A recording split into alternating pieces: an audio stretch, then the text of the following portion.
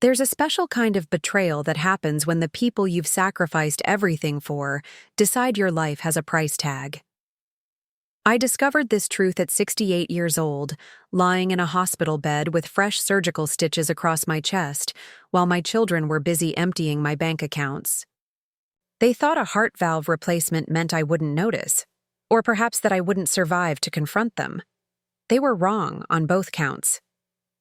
Before we jump back in, tell us where you're tuning in from. And if this story touches you, make sure you're subscribed, because tomorrow I've saved something extra special for you. My name is Ruth Wilson. For most of my life, I defined myself as Edward's wife, then as Diane and Gregory's mother, and finally as the matriarch who held together a small but beautiful family legacy.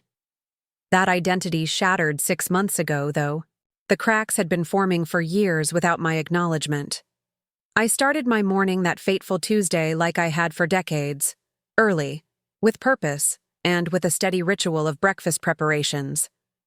At 68, I had developed an appreciation for the quietude of dawn that my younger self could never have understood. The gentle amber light spilled through the kitchen windows of the Victorian house Edward and I had renovated together over 30 years ago. The hardwood floors still creaked in the same spots, but Edward wasn't there to complain about them anymore. 3 years a widow, I had grown accustomed to the sound of my own footsteps. I was brewing a pot of chamomile tea. No caffeine, doctors. Orders. When my phone rang. It was Dr. Martinez calling with my test results. Her voice was gentle but firm as she explained that my heart valve had deteriorated faster than anticipated. Ruth, we need to schedule surgery within the next 2 weeks. The condition is progressing and I don't want to take any chances. Surgery. At my age, that word carried weight, conjured images of hospital beds and uncertainty. But I had always faced life's challenges head on.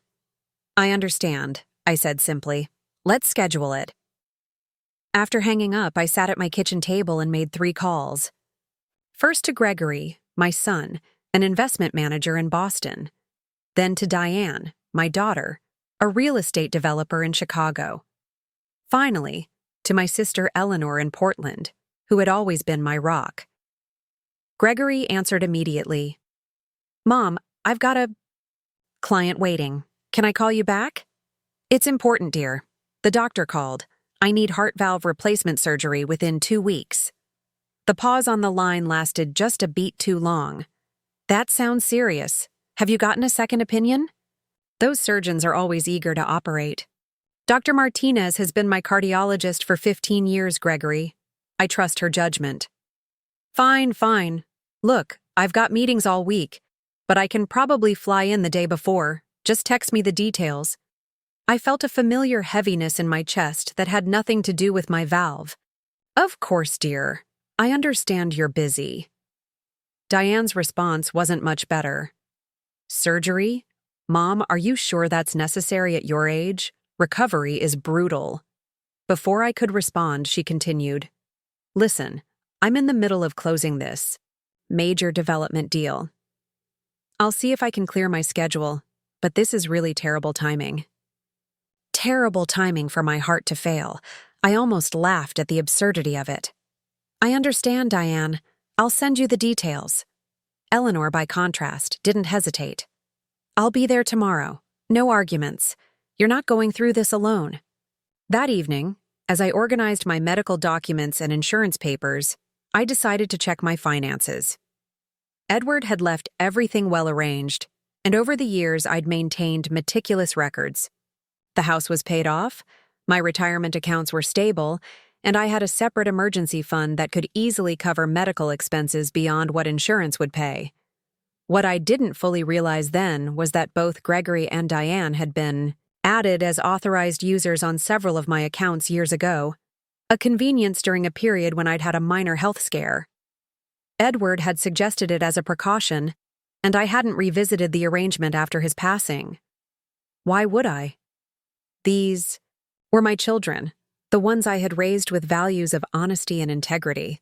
Eleanor arrived the next day, her silver hair pulled back in a practical bun, her keen eyes taking in everything. "You look pale," she said in lieu of a greeting, pulling me into a hug. "Have you been eating properly?"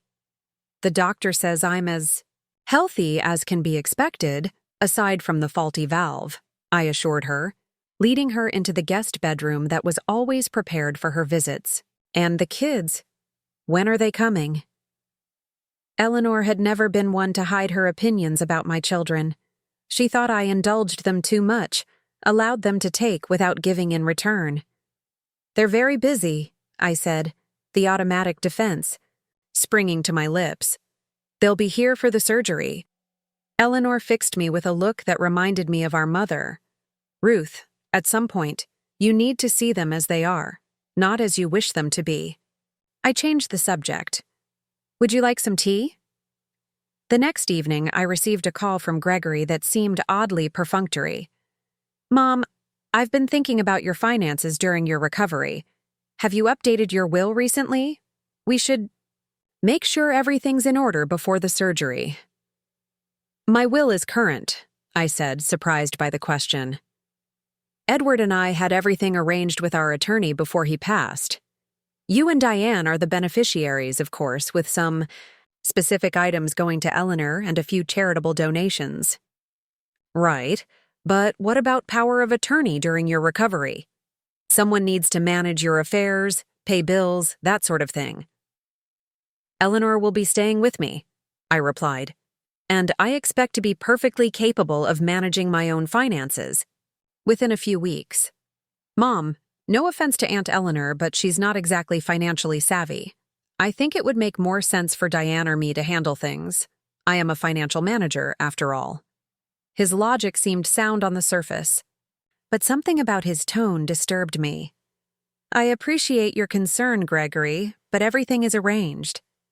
The day before my surgery, both Gregory and Diane arrived, rolling their luggage into the house with the air of people making a tremendous sacrifice.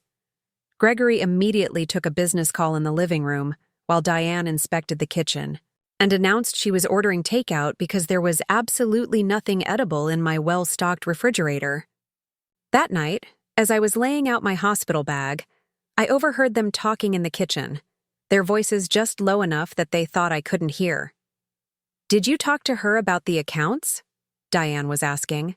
"She's being stubborn, says Eleanor will help her manage everything," Gregory replied with a scoff. "Eleanor doesn't need to know our business. Mom has over $2 million in assets between the house, investments, and savings. We need to protect our inheritance. I've already transferred $50,000 from her main savings to my account for medical expenses." Preparing and narrating this story took us a lot of time, so if you are enjoying it, subscribe to our channel. It means a lot to us. Now back to the story. "She won't notice with everything going on." "Good thinking. I took out $75 for property maintenance and care arrangements. I figured we might as well get ahead of this." I froze, my hand clutching the nightgown I'd been folding.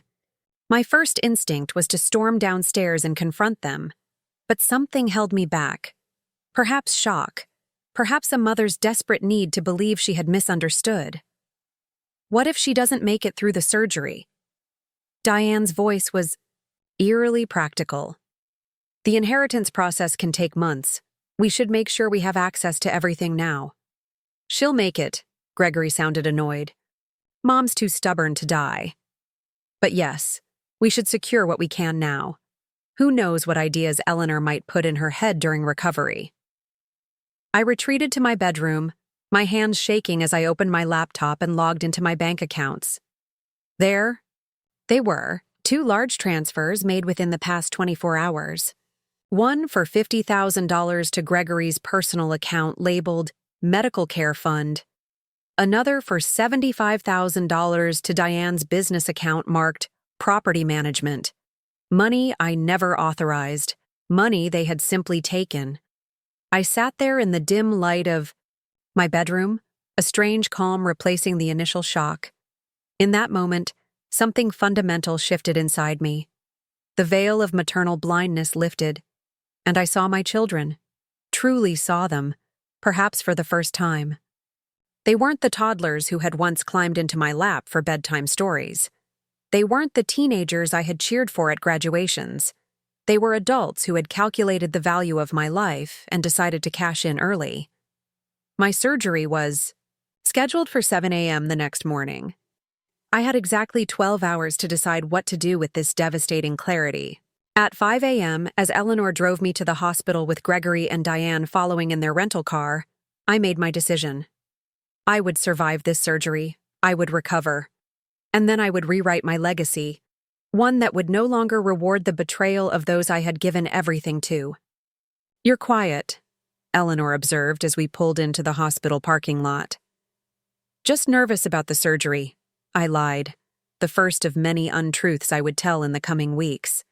The pre-operative room was cold, clinical, filled with the beeping of monitors and the hushed voices of medical staff.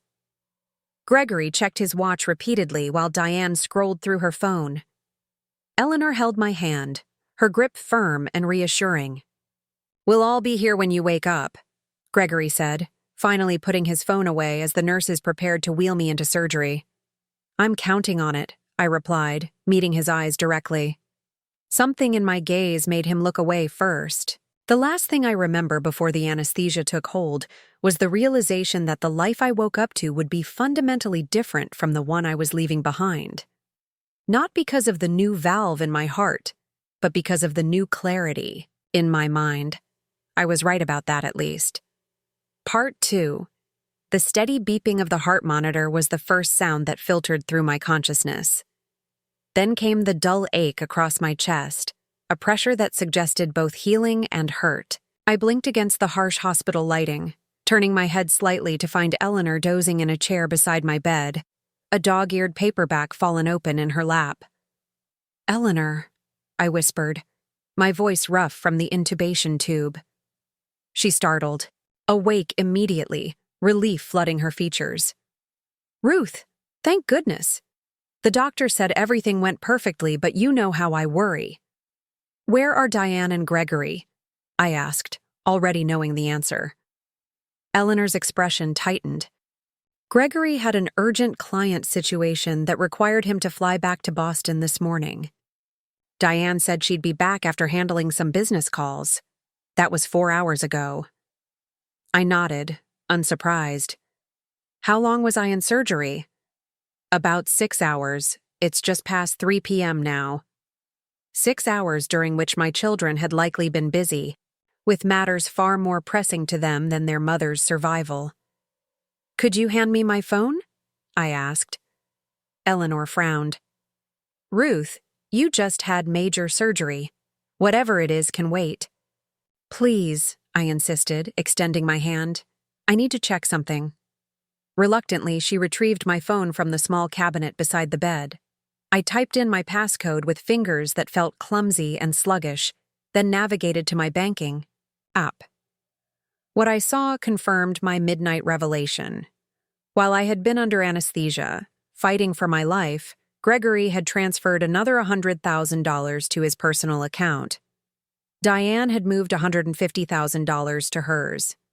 Eleanor must have seen something in my expression because she leaned forward. "What is it? Should I call the nurse?" "No," I said, locking the phone. "I'm just checking the time. I think I need to rest a bit more." "Of course," she said, still looking concerned. "I'll be right here."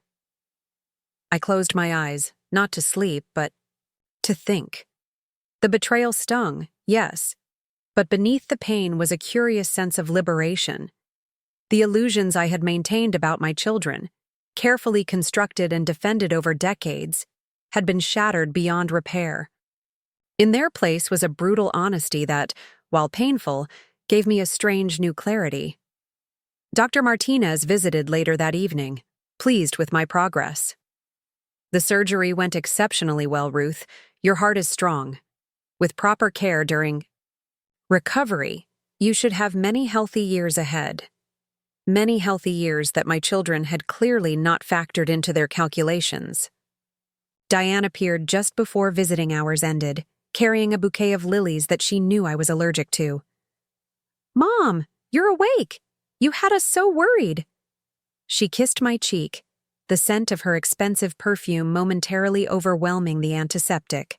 Hospital smell. "Thank you for coming back," I said neutrally. "Of course, though I can't stay long. I have an early meeting tomorrow that I really can't reschedule."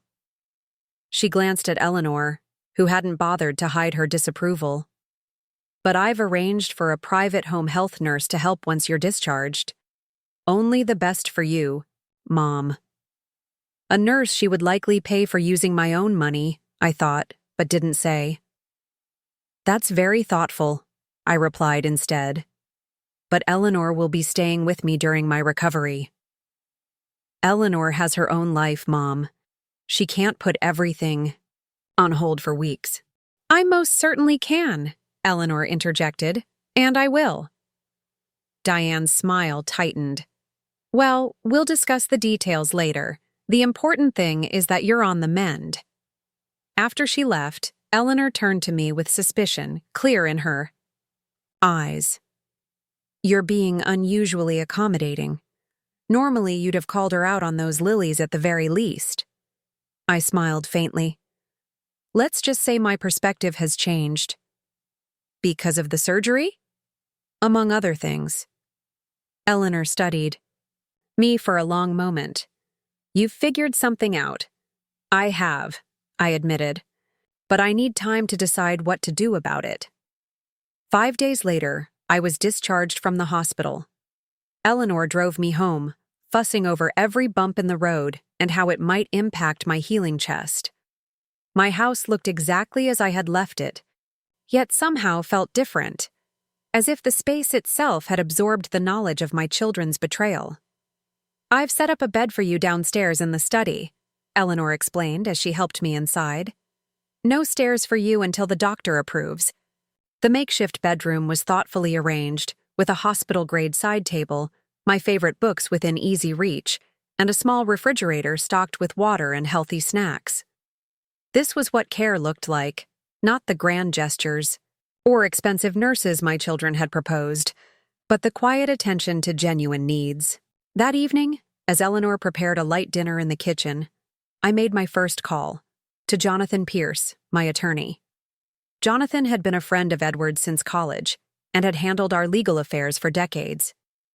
"Ruth, I heard about your surgery. How are you feeling?"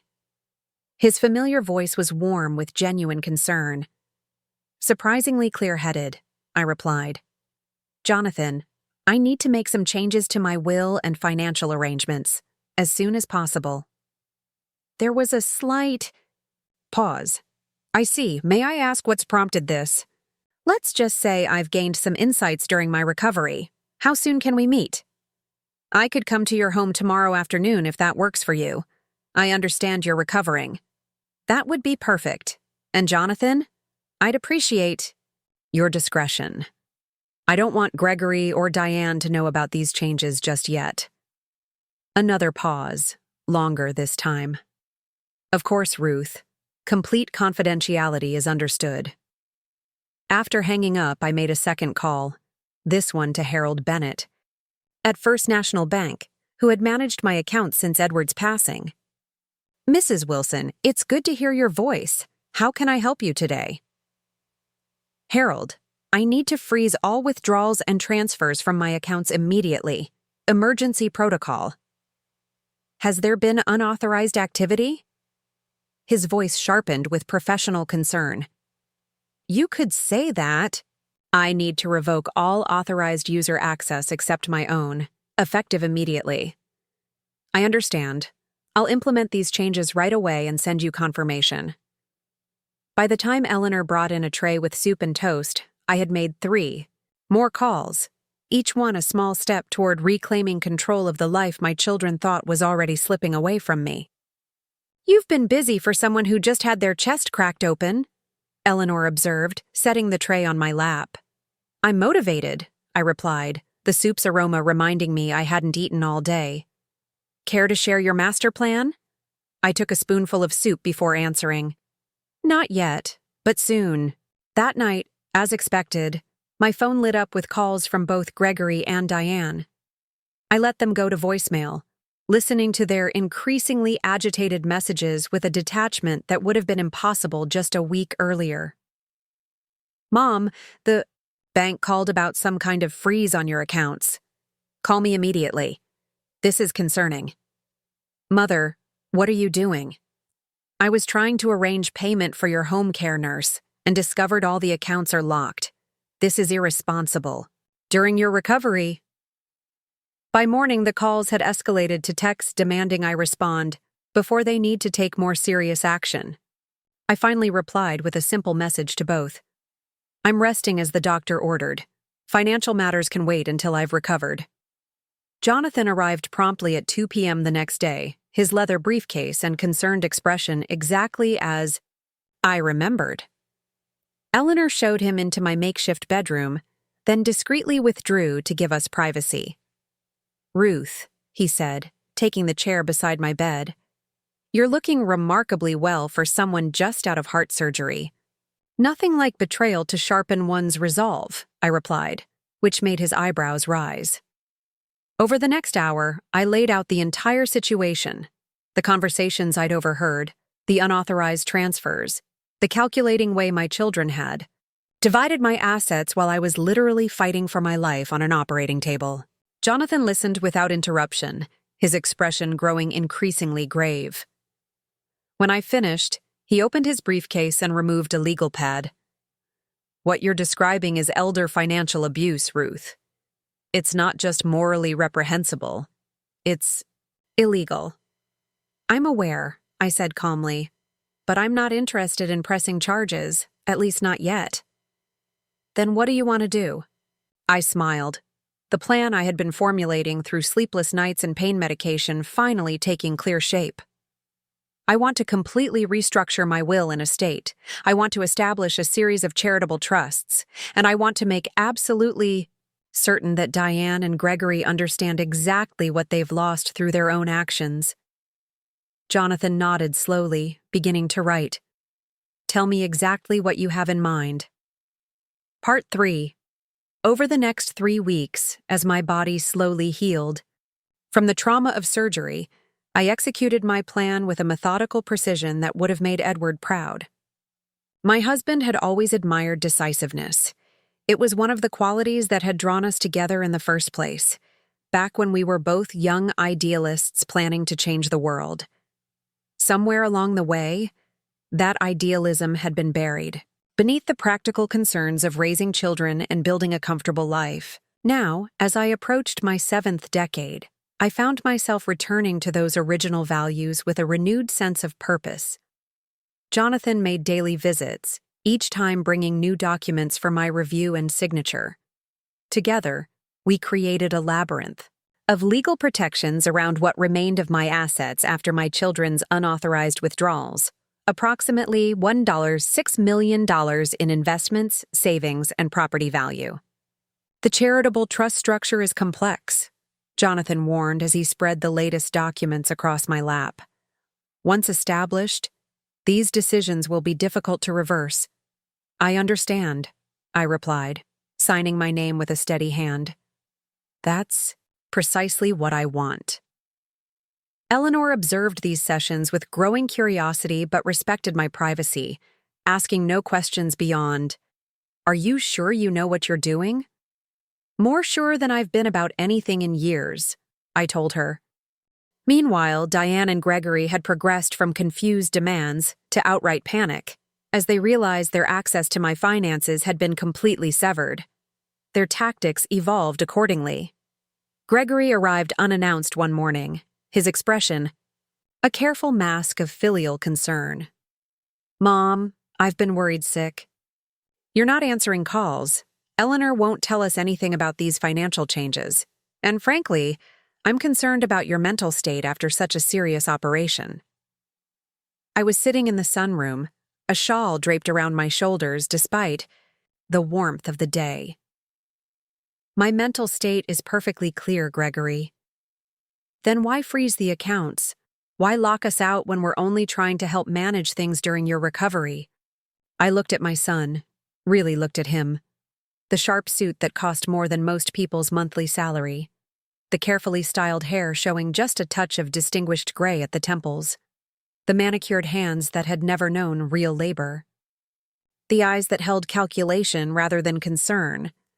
"I reviewed the account activity," I said simply. "I saw the transfers you made while I was in surgery." His expression flickered, just briefly, before settling into righteous indignation. "Those were legitimate expenses for your care. Do you have any idea what arrangements like these cost? What my time away from work is worth?" $150,000 worth. Apparently. He paled slightly. "That's not— You're twisting this." "No, Gregory. For the first time in decades, I'm seeing things exactly as they are." I adjusted my shawl, wincing slightly at the pull on my healing incision. "I raised you to be better than this. This is Eleanor's influence, isn't it? She's always been jealous of our success, always trying to turn you against us." I almost laughed at the absurdity of it. "Eleanor has never needed to try. You and Diane have managed that quite effectively on your own." He stood abruptly, his chair scraping against the hardwood floor. "You're making a mistake, Mother, a serious one. Diane and I only want what's best for you. What's best for me, or what's best for my bank account?" He left without answering, the front door slamming behind him with enough force to rattle the windows. Diane's approach was more subtle, arriving the next day with a gourmet food basket and a specialist from an exclusive private care facility. "I've arranged for Dr. Winters to evaluate you here at home," she announced, as if this were a tremendous favor. "He specializes in post-operative cognitive assessment." "I don't recall requesting a cognitive assessment," I replied mildly. Dr. Winters, to his credit, looked uncomfortable.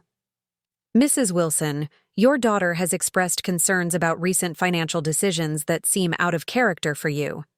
Has she mentioned that those decisions came after she transferred $225,000 from my accounts without authorization while I was under anesthesia?"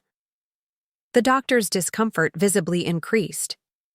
I wasn't aware of the specific circumstances." "Mother!" Diane's voice rose sharply. "That's completely factual," I finished for her. "And documented. Now, if you genuinely believe I need a cognitive assessment, I'm happy to schedule one with my regular physician. But I think we both know what the results will show." Dr. Winters excused himself shortly thereafter, leaving Diane fuming in the sunroom. "What are you trying to accomplish with this? Do you have any idea how embarrassing this is?"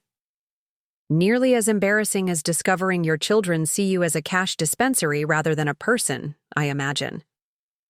Her expression hardened. "That's not fair. We've always been there for you. When it was convenient.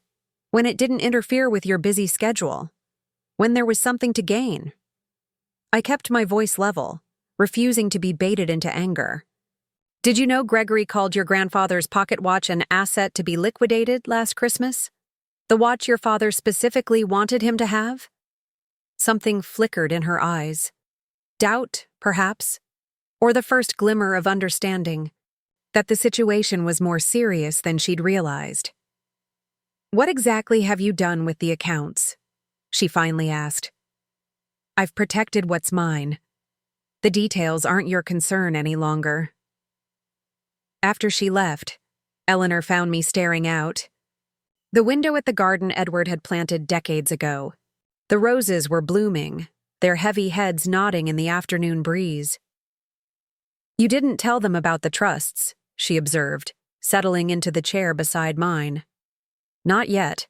The paperwork will be finalized next week. They'll learn everything. Then." Eleanor reached over and took my hand, her fingers cool against my skin. "Are you absolutely certain about this, Ruth? It's a drastic step." I turned to look at my sister, this woman who had stood by me through every joy and heartbreak of my long life. "Do you remember what our mother used to say about making your values known?" Eleanor smiled faintly. "It's not what you say that matters. It's what you do when it costs you something. Exactly. I've spent decades telling my children about compassion, about integrity, about using privilege to help others. But I never showed them those values in action, not when it truly cost me something. I squeezed her hand. Now I will. The following Tuesday, Jonathan arrived with the final documents and a court-appointed witness. Everything is in order, he confirmed. Once you sign these, the charitable trust will be activated, and the amendments to your will becomes legally binding. I took the pen he offered and signed my name to each document without hesitation. With each signature, I felt a weight lifting. Not just the burden of my children's betrayal, but the accumulated weight of years spent putting family obligation above personal conviction. What now? Eleanor asked after Jonathan and the witness had departed. Now we invite them to dinner, I said. It's time they understood exactly what their actions have cost them. 2 days later, my dining room table was set with the fine china Edward and I had received as a wedding gift nearly 50 years prior. Eleanor had prepared a simple but elegant meal, and I had dressed with care in a blue silk blouse that matched my eyes that, according to Eleanor, had regained a spark she hadn't seen in years. Gregory arrived first, his expression guarded. Diane came 10 minutes later, her smile brittle as she kissed my cheek.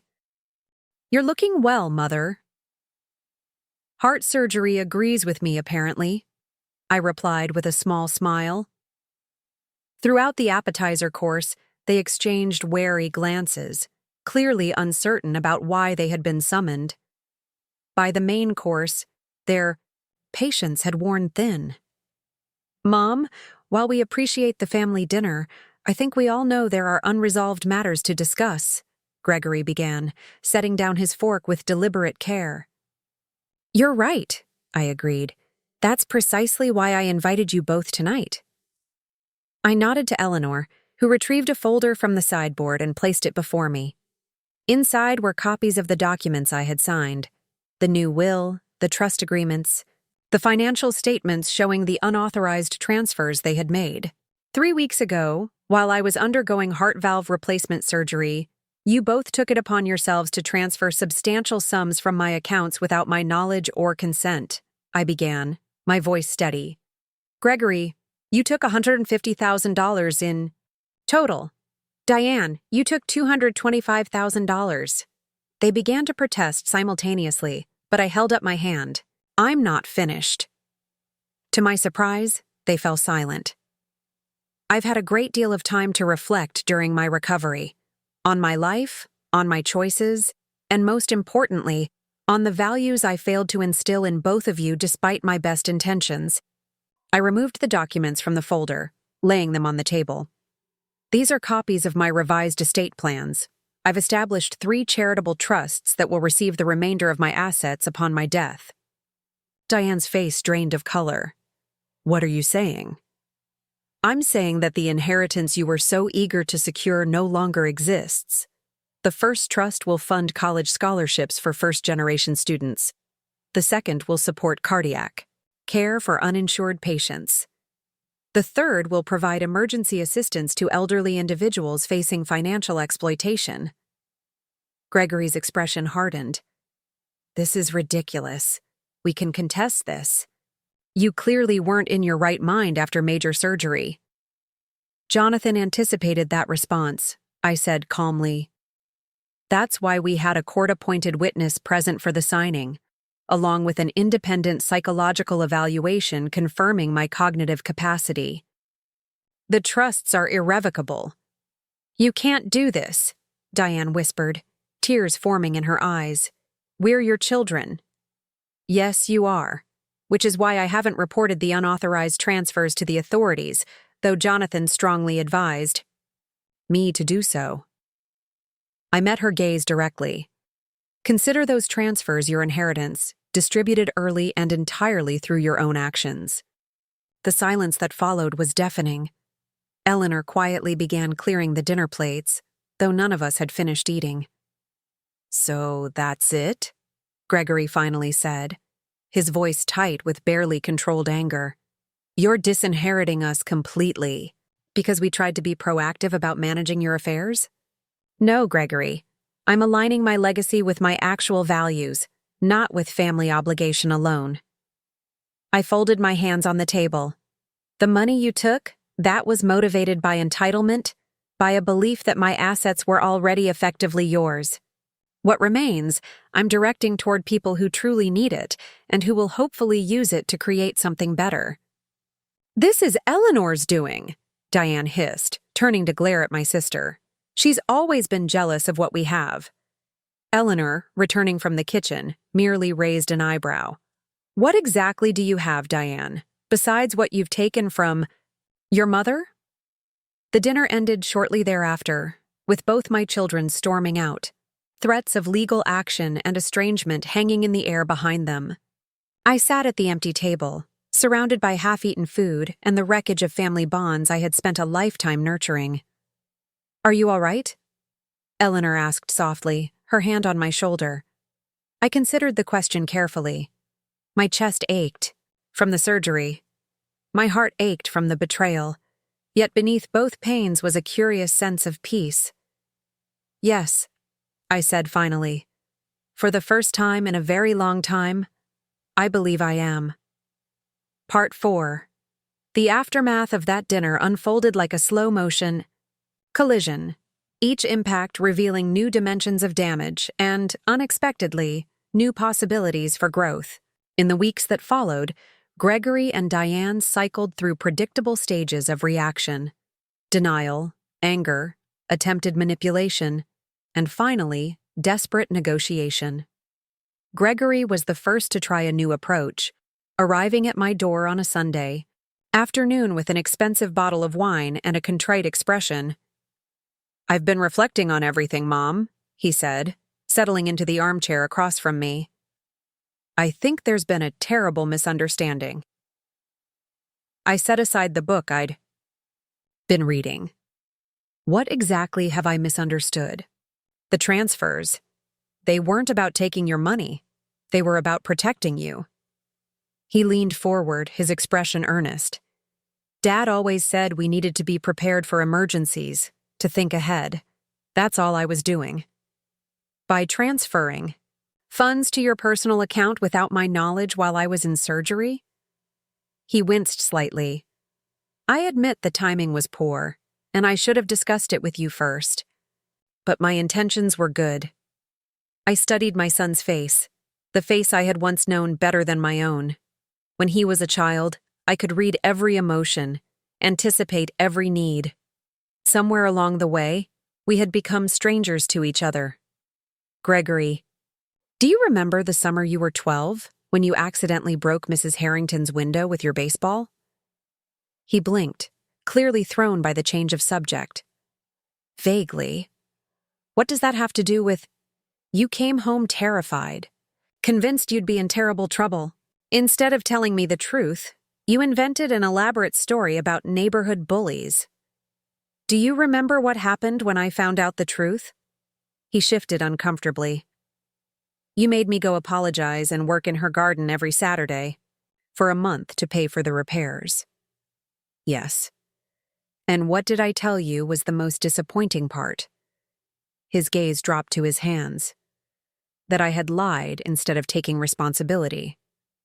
Some lessons need to be learned more than once, it seems. I gestured toward the door. When you're ready to tell me the truth about why you took that money, the real truth, then we can have a genuine conversation. Until then, I think it's best if you go. After he left, I sat for a long time, wondering if I had been too harsh. Eleanor found me there as evening fell, still lost in thought. He tried the misunderstood good intentions approach, I take it. She asked, turning on the lamps against the gathering darkness. How did you know? It's what I would try first if I were in his position. She settled onto the sofa beside me. Diane called while you were talking with him. She wants to bring the grandchildren by tomorrow. I hadn't seen my grandchildren in months. Ryan was starting college in the fall, and Emma was in her final year of high school. Both were good kids, better than their mother deserved in many ways. She's using them as emotional leverage, I noted. Almost certainly, Eleanor agreed. The question is, does that matter? They're still your grandchildren. I considered this. Tell her they're welcome anytime, but she should know it won't change my decision. The next day, Diane arrived with Ryan and Emma in tow. While the children were genuinely happy to see me, asking careful questions about my surgery and recovery, there was an underlying tension to the visit, a sense that they had been primed for this interaction. After they had gone upstairs to look at some old photo albums Eleanor had suggested, Diane turned to me with tears in her eyes. Mom, I know you're angry and you have every right to be, but please don't punish the children for our mistakes. Is that what you think I'm doing? I asked quietly. Punishing you? What else would you call it? You've cut us out of your will completely. I leaned forward slightly, mindful of the still healing incision across my chest. I call it living my values, Diane, something I should have done years ago. By giving everything to strangers instead of your own family? The money you and Gregory took, that was your inheritance. You decided to claim it early without my consent. What remains will go to causes that matter to me. She blinked rapidly, mascara smudging beneath her eyes. We can pay it back, all of it, with interest. This isn't about the money, I said, feeling suddenly tired.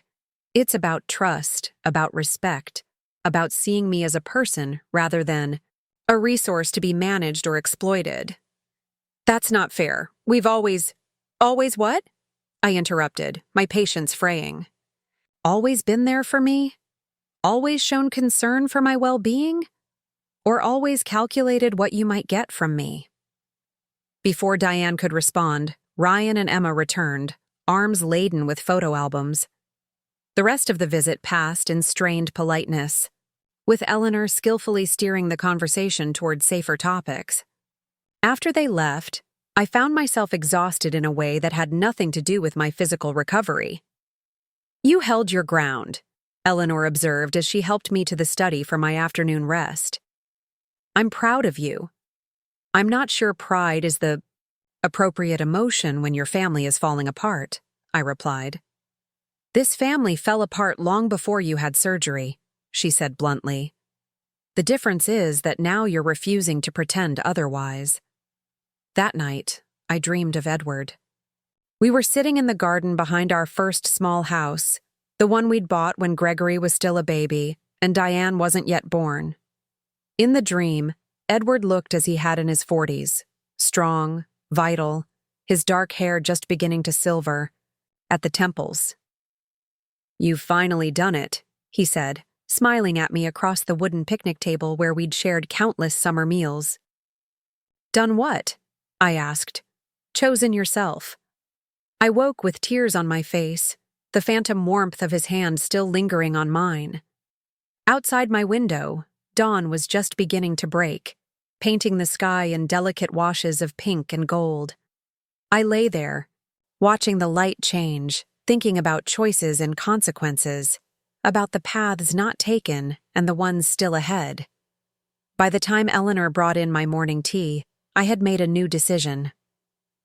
I want to visit the cardiac care center at Mercy Hospital, I told her, the one that will benefit from the second trust. She looked skeptical. Are you sure you're up for that? You're still recovering.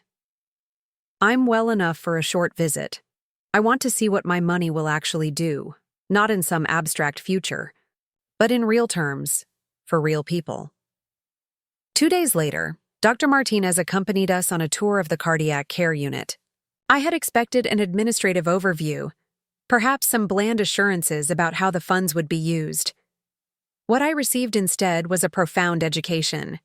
We met patients waiting for surgeries they couldn't afford, families drained financially and emotionally by long-term care needs, dedicated medical staff working miracles with limited resources. Dr. Martinez introduced me to Sophia, a 34-year-old single mother who needed the same valve replacement I had received, but who had been putting it off for years because she couldn't afford to take time off work. The trust you've established could cover cases exactly like Sophia's, Dr. Martinez explained. Not just the surgery, but the support services that make recovery possible: home care, transportation, childcare during recovery. I looked at Sophia, saw the mixture of fear and hope in her eyes, the same emotions I had felt before my own surgery. But underlying her fear was a grinding worry I had never had to face: the terror of financial ruin, of leaving her children without support. "How many patients like Sophia do you see each year?" I asked quietly. "Dozens," Dr. Martinez replied. "And those are just the ones who make it to us. Many never seek treatment at all because they know they can't afford it." That night, I sat at Edward's old desk in our bedroom, a space I had rarely used since his passing. From the bottom drawer, I retrieved a leather-bound journal, the business diary he had kept meticulously throughout his career.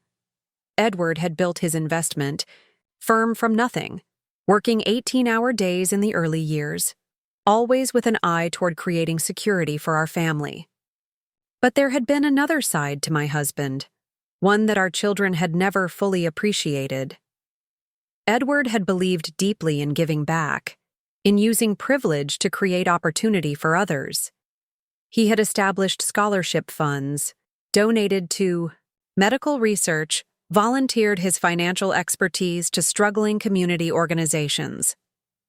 As I flipped through the pages of his journal, I found the note he had written to himself on the day Gregory graduated from business school. "Proudest moment of my life. Now hoping he learns that success means nothing if not shared." Edward would have been devastated to see what our children had become. The entitlement, the calculation, the fundamental misunderstanding of what his life's work had been about. Yet I couldn't escape my own responsibility in shaping them. I had enabled their sense of entitlement, had smoothed over their selfishness, had made excuses for their lack of compassion. The next morning, I called Jonathan and asked him to make one addition to my estate plan. "I want to establish a fourth trust," I explained. "This one with different terms." "What did you have in mind?" he asked. "A conditional bequest to Gregory and Diane. Not cash, but an opportunity to rebuild what they've broken." Jonathan arrived that afternoon with draft documents for my review. The new trust was elegant in its simplicity.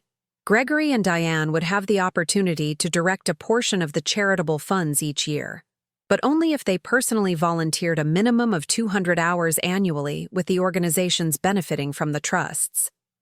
"This gives them a pathway back," Jonathan observed as I signed the amendment, "but one that requires genuine effort on their part." "Exactly," I said. "The money is still going to the causes I've chosen, but they have the chance to participate in the process, to perhaps understand what motivated my decision. And if they refuse, then the original terms stand. The money goes to the causes either way. What they gain or lose is the connection to the work, to the impact, and ultimately, to me." Eleanor, who had been quietly observing from the doorway, nodded her approval. "It's generous without being naive. Edward would approve." The following week brought an unexpected visitor, Emma, my granddaughter, arriving alone and unannounced on a Tuesday afternoon while Eleanor was out grocery shopping. "Grandma," she said, hugging me carefully when I opened the door. "I hope it's okay that I came by myself. Mom doesn't know I'm here." "You're always welcome," I assured her, leading her into the living room. "Is everything all right?" She sat on the edge of the sofa, looking suddenly much younger than her 17 years. "I overheard Mom and Dad arguing about what happened with your money, about what they did while you were in surgery." My heart sank. "Emma, that's between your mother and me. You shouldn't have been dragged into it." "But I am in it, aren't I? We all are." She twisted her hands in her lap.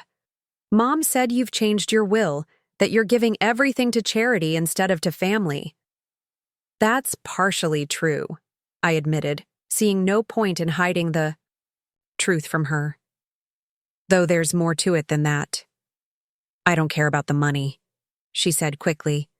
"That's not why I'm here. I just, I needed to know if it was true. What they did. I studied my granddaughter's face. The earnestness. In her expression, the moral clarity that had not yet been compromised by adult rationalizations. Yes, I said finally. It's true. They transferred large sums from my accounts without my knowledge or permission. Emma nodded slowly, as if confirming something she had already suspected. That's what I thought. Dad was trying to convince Mom they needed to pay it all back, but she kept saying they deserved it for all they've done for you. The insight into their private disagreement surprised me. I had assumed they were united in their defense of their actions. And what do you think? I asked gently. I think. She hesitated, then straightened her shoulders. I think they were wrong, and I think they know it deep down. Dad's been different since it happened, quieter, like he's ashamed. Mom's just angry all the time. I'm sorry you've been caught in the middle of this, I said, reaching over to squeeze her hand. That was never my intention. I know. She smiled faintly. For what it's worth, I think what you're doing with the money is amazing. Ryan and I looked up some of the charities you're supporting. The scholarship program for first-generation students? That's exactly the kind of thing I'd want to do if I had money like that. In that moment, looking at my granddaughter's earnest face, I felt a glimmer of hope I had not expected to find again. Perhaps the values I had tried to instill had taken root somewhere after all, skipping a generation to find fertile ground. Would you like some tea? I offered. I could tell you more about the foundations if you're interested. She nodded eagerly, and for the next hour, we talked, really talked, about purpose and privilege, about using resources to create positive change. I showed her the preliminary designs for the scholarship program, the criteria for the cardiac care fund, the structure of the elder protection initiative. Could I, maybe, help somehow?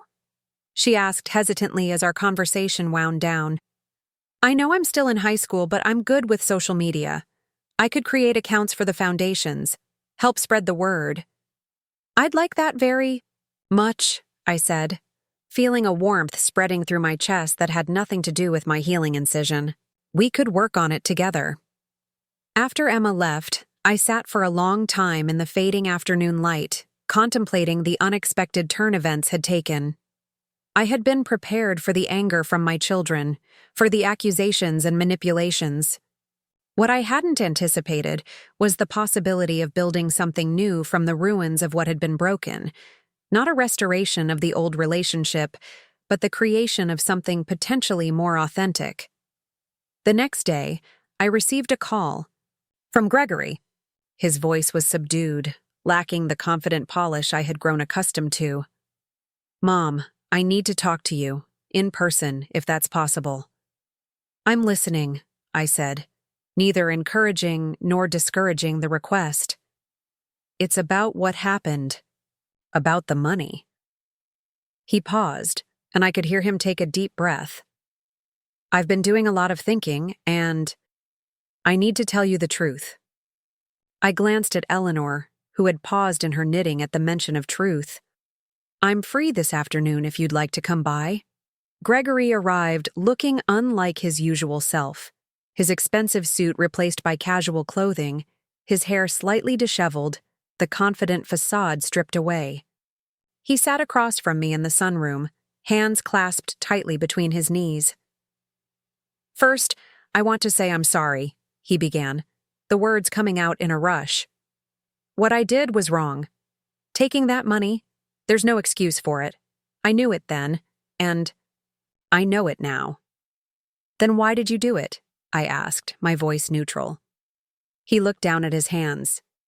The truth is, I'm in financial trouble. Serious trouble. I made some bad investments, took on too much debt trying to maintain the lifestyle I thought I deserved. When you went into surgery, I panicked. I saw an opportunity to solve my problems, and I took it. The admission hung in the air between us. After weeks of justifications and manipulations, the simple truth was almost startling in its clarity. Does Diane know? I asked. He shook his head. No. She thinks it was about protecting your assets, making sure they stayed in the family. Her motives were different from mine. But no less self-serving, I observed. No, he agreed quietly. No less self-serving. I studied my son's face, searching for signs of the manipulative charm he had deployed so effectively in the past. Instead, I found something I hadn't seen in years: genuine vulnerability. The mask of perfect success finally cracked to reveal the struggling human beneath. What happens now? I asked. With your financial situation? I don't know. I might lose the house, maybe my stake in the firm. I've been meeting with a financial advisor to explore options for restructuring my debt. And the money you took, from me? He met my eyes directly for the first time since arriving. I want to pay it back. All of it. It might take time, but I'll find a way. I felt a complex mixture of emotions: disappointment in the choices he had made, grief for the relationship we had lost, but also a cautious respect for his willingness to finally speak the truth. Jonathan has prepared an amendment to my estate plan, I told him.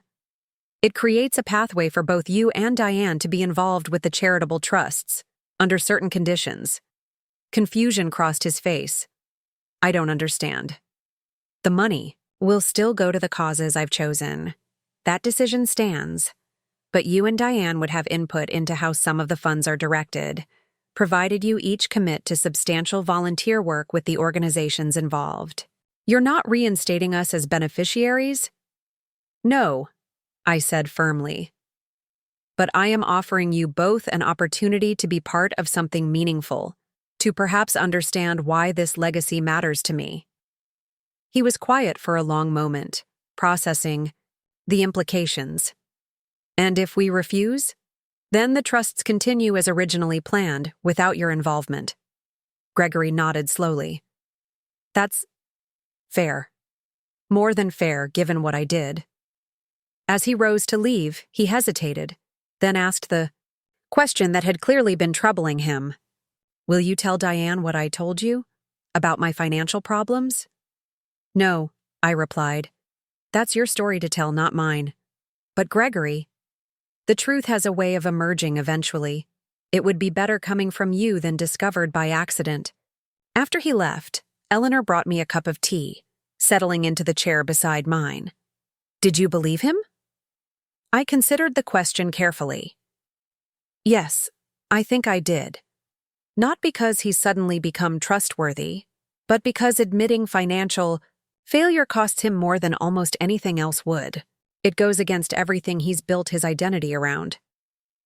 And Diane? Do you think she'll follow his example? I doubt it, I said, sipping my tea. Diane's sense of entitlement runs deeper, and she's always been more committed to her own narrative. But I've extended the same opportunity to her. What she does with it is her choice. 2 days later, Emma called to tell me she had started working on social media accounts for the foundations. I've been doing research on effective charitable communication, she explained excitedly. I think we can really build something incredible, Grandma. Her enthusiasm was infectious, and as we talked through her ideas, I found myself imagining a future I hadn't previously considered. One where my legacy continued not just through the financial impact of the trusts, but through the active involvement of my granddaughter, perhaps eventually her brother as well. That evening, as Eleanor and I sat on the porch watching the sunset, she asked the question that had been hovering between us for weeks. Do you regret it? Any of it? I knew she wasn't just asking about the recent decisions regarding my estate. She was asking about the larger patterns of my life, the choices I had made as a mother, the values I had compromised in the name of family harmony, the decades spent enabling behaviors I should have confronted. I regret not being truthful. Sooner, I said finally. With them, but mostly with myself. I saw who they were becoming long before this happened, and I chose to look away. And now? Now I'm choosing to see clearly, to act accordingly, and to create something worthwhile from what remains. I smiled faintly. It's not the legacy I once imagined, but perhaps it's the one I was meant to leave all along. As darkness fell around us, I thought about the journey that had brought me to this point, a journey that had begun not with my surgery, but with the slow accumulation of choices made and opportunities missed over a lifetime. The betrayal by my children had been painful, yes, but it had also been clarifying, stripping away illusions I had clung to for far too long. In their place was something unexpected. Not reconciliation in the traditional sense, but the possibility of more authentic connections moving forward. With Gregory, tentatively making his way toward honesty. With Emma, eagerly embracing values that resonated with her own sense of purpose. Perhaps someday with Diane, if she could overcome her sense of entitlement long enough to see beyond herself. And most importantly, with myself, the woman I had always been beneath the roles of wife, mother, and grandmother.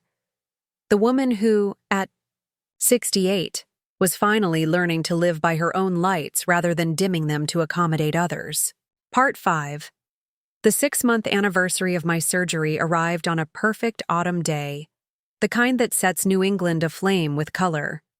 Dr. Martinez pronounced me fully recovered, my new heart valve functioning exactly as it should. "You're doing remarkably well," she said, reviewing my latest test results. "Better than many patients half your age." "I have good motivation to stay healthy," I replied. "There's still work to be done." And there was. The months since my surgery had been some of the most productive of my life. With Jonathan's expert guidance, the charitable trusts had taken final form, their structures refined to maximize impact, while minimizing administrative costs. The first scholarship recipients had been selected, 5 brilliant young people who would be the first in their families to attend college. Sophia had undergone her valve replacement surgery and was recovering. Well, already planning her return to work with a renewed appreciation for the life ahead of her. Most surprisingly, Gregory had begun fulfilling the volunteer requirements specified in the amended trust. Initially awkward and clearly out of his element, he had gradually found his footing at the Cardiac Care Center, using his financial expertise to help patients navigate the Byzantine world of medical billing and insurance appeals. "He's been a genuine asset," Dr. Martinez told me during one of my checkups. "He has a knack for explaining complex financial matters in terms people can understand. Several patients have avoided bankruptcy because of his guidance." Diane, as I had predicted, had refused to participate.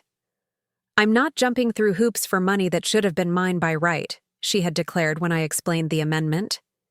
Our relationship remained strained, our interactions limited to occasional stiff phone calls, and her reluctant presence at family gatherings organized by Emma. Emma had thrown herself into the foundation work with remarkable dedication and insight. Under her guidance, the social media presence of the trusts had grown exponentially, attracting attention from local media and potential donors interested in contributing to the causes. "We need to think about expansion," she told me one afternoon as we reviewed the latest engagement metrics. "There's so much more we could be doing." "You sound like your grandfather," I observed, smiling at the parallel. "He was never satisfied with the status quo either." "Oh," she glanced at the portrait of Edward that hung above the fireplace. "I wish I could have known him better. Everyone says he was brilliant with investments." "He was," I agreed, "but that wasn't what made him exceptional. It was his understanding that money is only valuable when it creates positive change in the world." On a crisp Saturday in late October, exactly 6 months after my surgery, I invited everyone to the house for what Eleanor teasingly called my half-birthday celebration. Gregory arrived first, bringing a bouquet of autumn flowers and a bottle of the non-alcoholic sparkling cider Dr. Martinez had approved for special occasions. Diane came next, her demeanor cool but civil, followed shortly by Emma and Ryan, both bringing an energy that immediately lightened the atmosphere. We gathered in the dining room, where Eleanor had prepared a feast that honored my new heart-healthy diet while still feeling festive. As we settled around the table, I felt a curious sense of completion, as if a circle had been drawn around the chaotic events of the past 6 months. "I'd like to propose a toast," I said, raising my glass, "to new beginnings, hard truths, and the unexpected gifts they sometimes bring." The others raised their glasses, echoing the sentiment with varying degrees of enthusiasm. As we began to eat, the conversation flowed more easily than it had in months, carefully navigating around sensitive topics, but finding common ground in safer subjects. Ryan's college applications, Emma's foundation work, even Gregory's tentative mentions of his volunteer experiences. After dinner, as we moved to the living room for coffee and the apple tart Eleanor had baked, I caught Gregory watching me with an expression I couldn't quite read. When the others were engaged in conversation about Ryan's upcoming campus visits, he moved to sit beside me on the sofa. "I've been meaning to tell you something," he said quietly. "The work at the cardiac center, it's not what I expected." "In what way?" I asked. "I thought it would be a burden, honestly, something to endure to meet the requirements you set." He looked down at his coffee cup. "But it's become the most meaningful part of my week. These people, they're facing impossible situations with such courage. Being able to help them, even in a small way, it matters in a way that nothing in my regular work ever has." The admission clearly cost him something, an acknowledgement that the values he had spent his adult life pursuing might have been misplaced. I reached over and covered his hand with mine. "Your grandfather would be proud," I said simply. Diane, observing our exchange from across the room, frowned slightly before turning her attention back to Ryan's animated description of his top-choice universities. She remained the holdout, the one still clinging to her sense of injury and entitlement. Later, as the gathering was winding down, Emma pulled me aside to show me the latest design mock-ups for the Scholarship Foundation's website. "We've included profiles of each recipient," she explained proudly.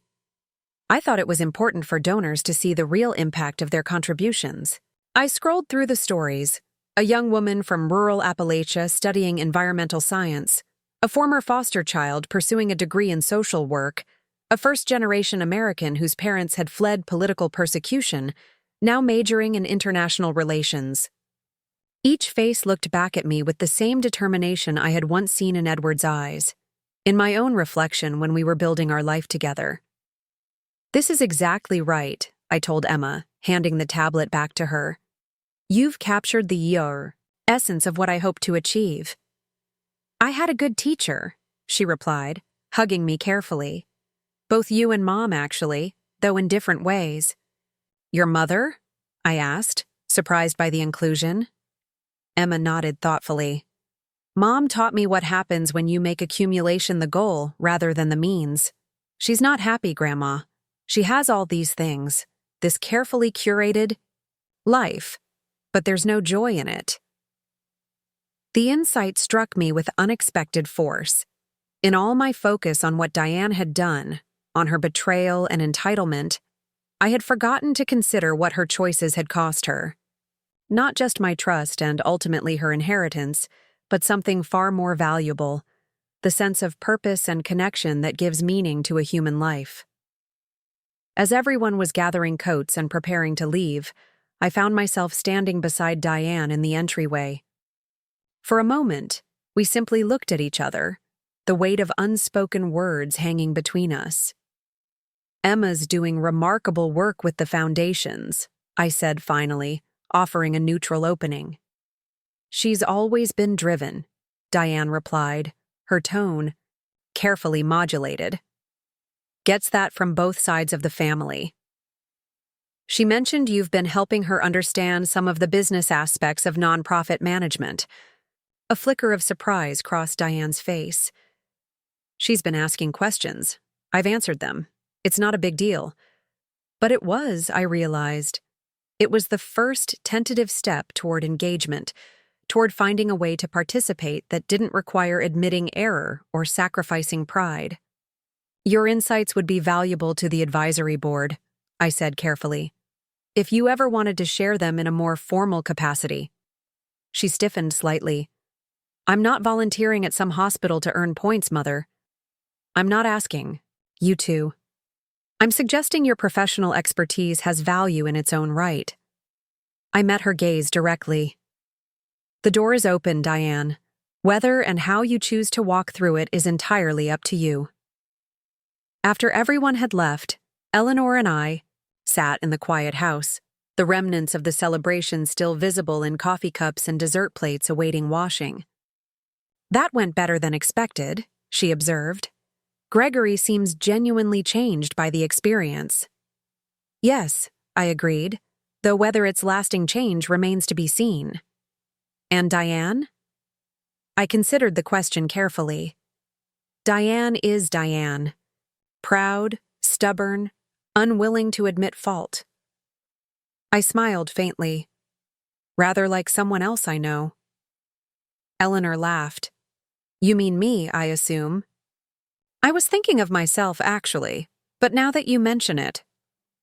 We both chuckled, the shared humor of siblings who have known each other too long for pretense. What happens now? Eleanor asked after our laughter had subsided. With all of them, with the foundations, with you? Now we continue, I said simply. Building what can be built, healing what can be healed, accepting what cannot be changed. That night, as I prepared for bed, I found myself drawn to the small jewelry box on my dresser. Inside, nestled in faded velvet, lay the pearl necklace Edward had given me on our wedding day. I hadn't worn it in years, had almost forgotten its weight and luster. On impulse, I fastened it around my neck, the cool pearls warming quickly against my skin. In the mirror, I saw not just my reflection, but echoes of all I had been throughout my life. The young bride full of hope, the devoted mother sacrificing for her children, the widow finding her way alone, and now this newest iteration, the woman who had finally learned to value herself. The following morning, I woke early, the pearl necklace still around my neck.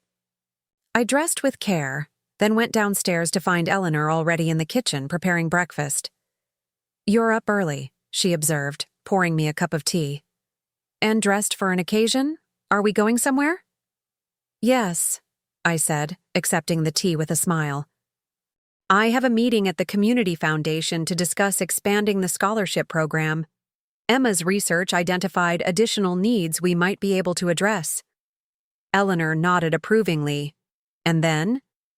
Then I thought we might visit that art class you've been mentioning, the one at the senior center. Her eyebrows rose in surprise. You're interested in painting now? I'm interested in possibilities, I replied. In trying things I've never done before, in finding out what else I might be besides everything I've already been. As we sat together at the breakfast table, sunlight streaming through the windows, I felt a profound sense of peace. Not because everything had been resolved. Diane remained resistant.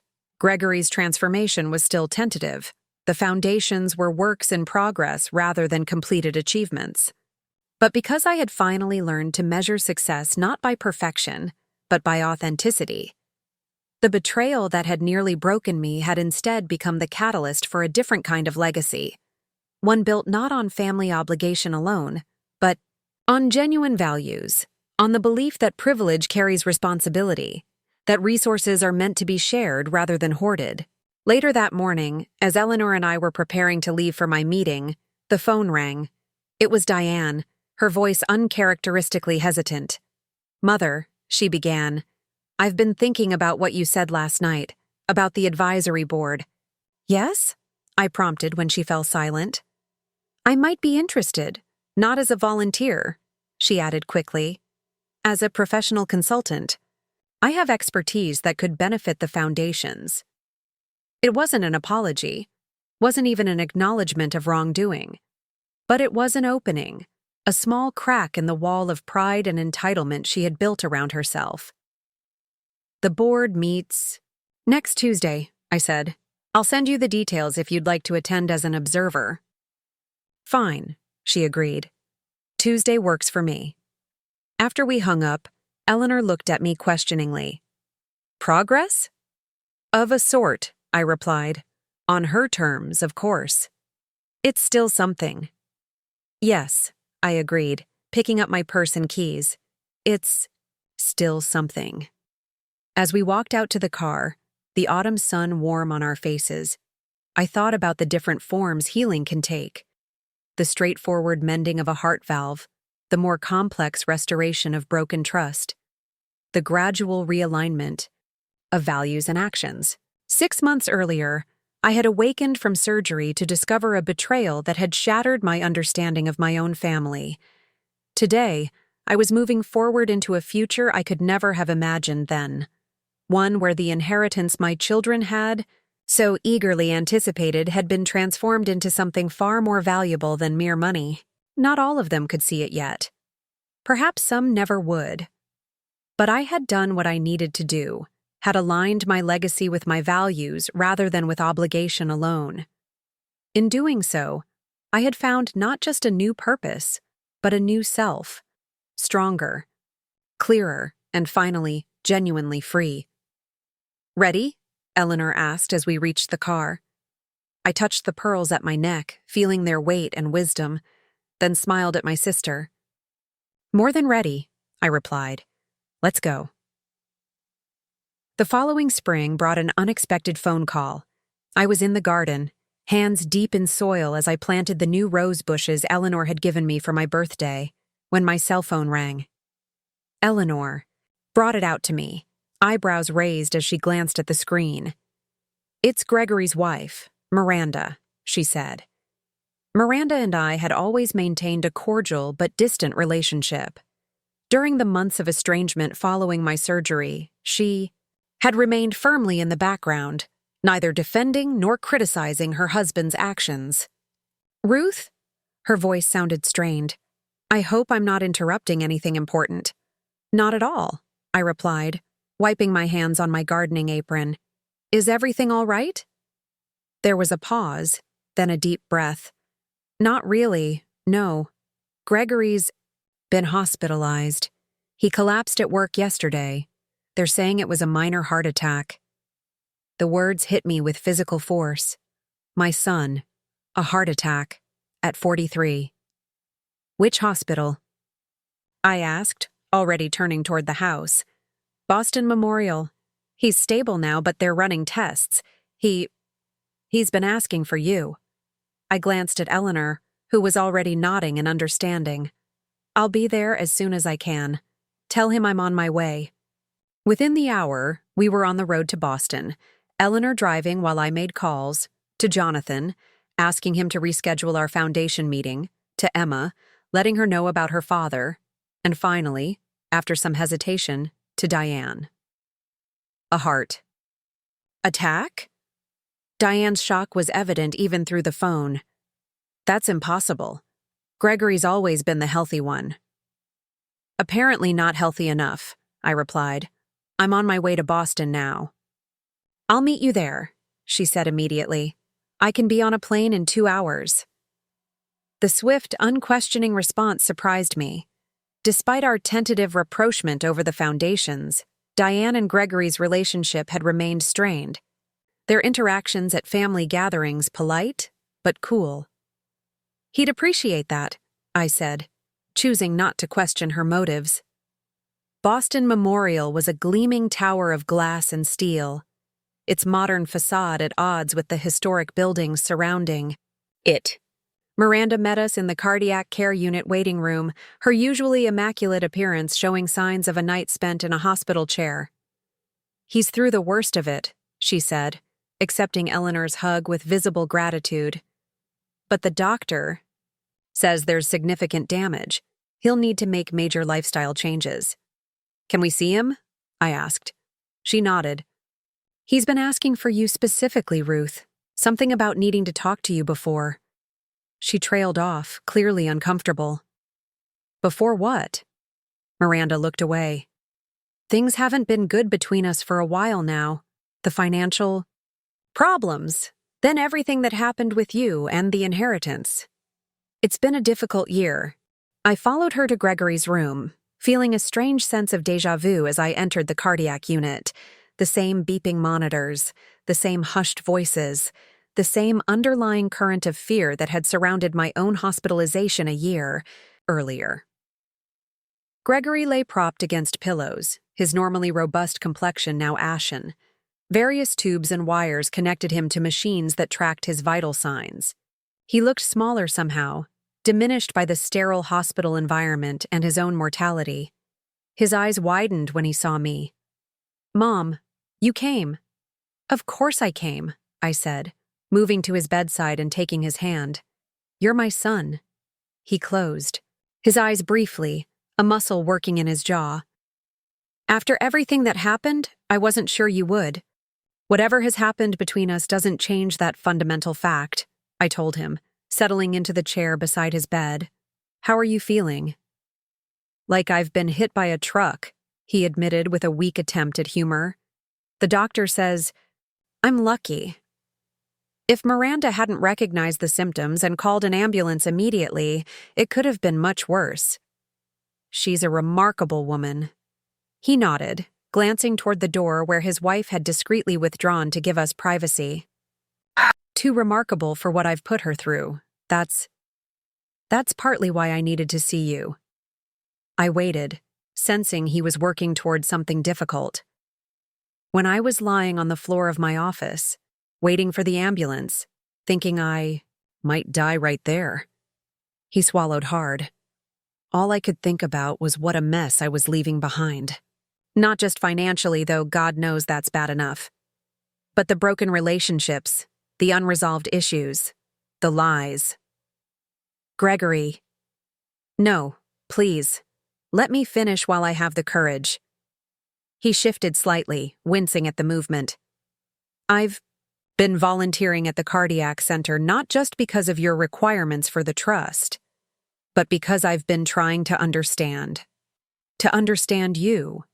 To understand what drove your decisions. And somewhere along the way, I started to see myself differently." I squeezed his hand gently, encouraging him to continue. "The patients I work with, they're facing financial ruin on top of life-threatening illness. One missed paycheck, one unexpected medical bill, and everything falls apart. And there I was, with every advantage, every opportunity, taking and taking without appreciation or perspective." His eyes filled with tears, something I hadn't seen since he was a child. "I'm sorry, Mom. Not just for taking the money, though God knows that was unforgivable. I'm sorry for who I became, the entitlement, the selfishness. Dad would have been so disappointed in me." The mention of Edward, of his potential disappointment, broke something open between us. A shared grief, a mutual recognition of how far we had strayed from the values he had tried to instill. "Your father believed in redemption," I said softly. "In the possibility of change, no matter how far off course we've gone." Gregory nodded, brushing away tears with his free hand. "I hope he was right, because I need to make a lot of changes." We talked for nearly an hour, about his health, about the changes his doctors were insisting upon, about the deeper reassessment the heart attack had prompted. He spoke of his marriage, admitting the strain his financial deceptions had placed on his relationship with Miranda. He talked about the volunteer work that had gradually become meaningful rather than merely obligatory. The irony is that it took almost losing everything to make me see what actually matters, he said as our conversation wound down. "I just hope it's not too late to rebuild." "It's never too late," I told him, thinking of my own journey over the past year. "As long as we're breathing, we have the chance to choose differently." As I rose to leave, allowing him to rest before Diane's arrival, he caught my hand. "Mom? The trust amendment you made, the conditional involvement in the..." Foundations. I want you to know I intend to continue with that work, regardless of what happens with my health. It's become important to me. I smiled, recognizing the genuine sentiment behind his words. I'm glad to hear it. The foundations could use your expertise, especially as we expand. In the waiting room, I found Miranda deep in conversation with Eleanor. Both looked up as I approached. How is he? Miranda asked immediately. Tired but lucid, I replied. And I think perhaps more honest than he's been in a very long time. She nodded, understanding the deeper meaning behind my words. This has been a wake-up call for both of us. Things can't continue as they have been. If you need anything. Thank you, she interrupted gently. But I think it's time we stood on our own feet, properly, without shortcuts or deceptions. I studied my daughter-in-law's face, seeing new lines of strain around her eyes and mouth, but also a quiet determination I had not noticed before. I respect that. But the offer stands as family rather than as a financial safety net. Later that evening, as Eleanor and I checked into a hotel near the hospital, Diane arrived, breezing into the lobby with her usual air of contained energy. She had come directly from the airport, her carry-on bag trailing behind her. How is E? She demanded without preamble. Stable, I replied. The doctors are optimistic about his recovery, though he'll need to make significant lifestyle changes. A heart attack, at his age. She shook her head in disbelief. It doesn't make sense. The doctor mentioned stress as a contributing factor, I said carefully. Gregory has been under considerable strain this past year. Diane's expression hardened. If you're implying this is somehow connected to the inheritance situation, I'm not implying anything, I interrupted firmly. I'm simply relaying what the medical professionals have said. Your brother has been dealing with significant financial and personal challenges, which he can explain to you himself if he chooses. She studied my face for a moment, then nodded. Curtly. I'll go see him now. Which room? After she left, Eleanor gave me a measured look. That went better than expected. She's concerned about Gregory, I said. Whatever their differences, he's still her brother. And you're still her mother, yet that hasn't stopped her from maintaining this ridiculous standoff. I sighed, suddenly feeling every one of my 69 years. Diane has always been the most stubborn of us all. She comes by it honestly. Your brother used to say she got a double dose of Wilson obstinacy. Edward wasn't wrong, Eleanor conceded with a small smile. But even concrete walls eventually crack under enough pressure. The next morning brought news that Gregory would be discharged in a few days, provided his condition remained stable. I arrived at the hospital to find Diane already there, deep in conversation with her brother. They fell silent as I entered, exchanging glances that suggested I had interrupted something significant. Good morning, I said, setting the small bag of essentials I had brought on the bedside table. You're looking better today, Gregory? The doctor says I'm making good progress, he replied, some color having returned to his face overnight. They're talking about discharge by the weekend. That's wonderful news. Diane cleared her throat. Gregory's been telling me about his financial situation, about the real reason he took the money during your surgery. I glanced at my son, whose expression was a mixture of embarrassment and relief. I see. Why didn't you tell me? Diane asked, turning to face me directly. All this time, I thought it was about protecting family assets, about keeping what was rightfully ours. You knew differently, and you said nothing. It wasn't my story to tell, I replied simply. Gregory's reasons were his to share or withhold, as he saw fit. She absorbed this, her expression thoughtful rather than defensive for once. All this time I've been angry at you for cutting us out, for giving everything to strangers instead of your own children. But I never stopped to ask why Gregory was so quick to accept your terms, why he started volunteering without complaint. People's motivations are rarely as simple as we imagine them to be, I observed, even our own. Later that afternoon, as Gregory rested, Diane suggested we take a walk in the small garden adjacent to the hospital. The April air was crisp but not cold, daffodils nodding in the gentle breeze.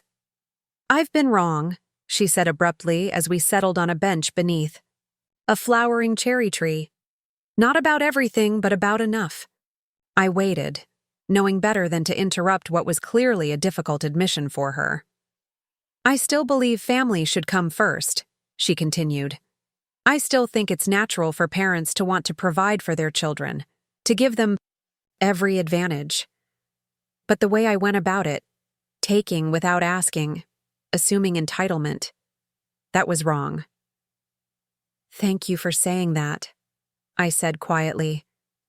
She plucked a fallen cherry blossom from the bench beside her, twirling it between her fingers.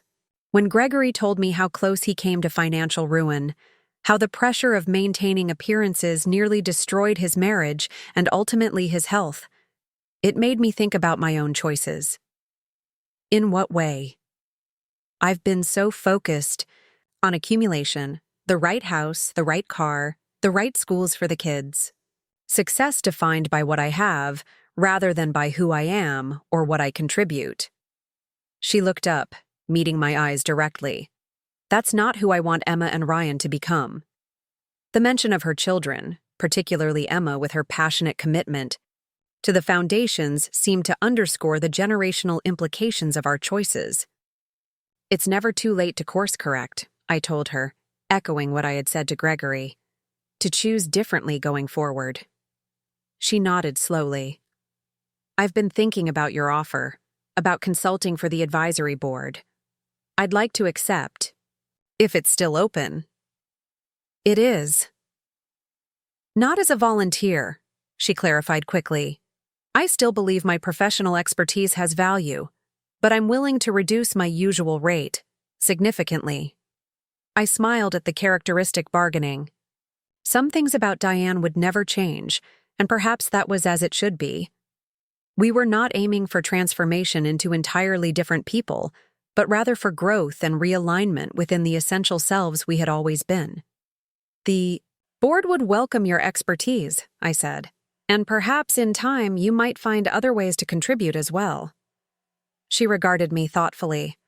"Like Gregory has?" "In your own way," I amended. "We each have different gifts to offer." The cherry blossoms continued to fall around us, delicate pink petals drifting on the spring breeze, like nature's own reminder of beauty in transience, of renewal after loss. Gregory was discharged that weekend, returning to Boston with Miranda and a comprehensive care plan from his doctors. Diane flew back to Chicago, promising to call more regularly and to attend the next advisory board meeting in person rather than via video conference. Eleanor and I returned home, the garden I had been tending when Miranda called now, waiting for my attention once more. "Well?" Eleanor said as we settled back into our routine. "That was not how I expected your estrangement from your children to resolve." "Life rarely follows the scripts we write for it," I observed, thinking of all the unexpected turns my own had taken. "But I believe there's wisdom in that, if we're paying attention." The wisdom, as I was continuing to discover, lay in remaining open to possibility, to the unexpected ways healing might emerge from brokenness. Gregory's heart attack, while frightening, had cracked open something that needed exposure. Not just his own financial deceptions, but the deeper patterns of avoidance and denial that had characterized our family for too long. June brought the first annual ceremony for the scholarship recipients. We gathered in the Community Foundation's elegant meeting room, 5 nervous but excited young people seated in the front row, their families beaming proudly behind them. Emma had coordinated much of the event, her natural organizational skills complemented by a genuine passion for the Foundation's mission. To my surprise, both Gregory and Diane attended. Gregory, still moving somewhat cautiously as he continued. His recovery had flown in with Miranda the previous day.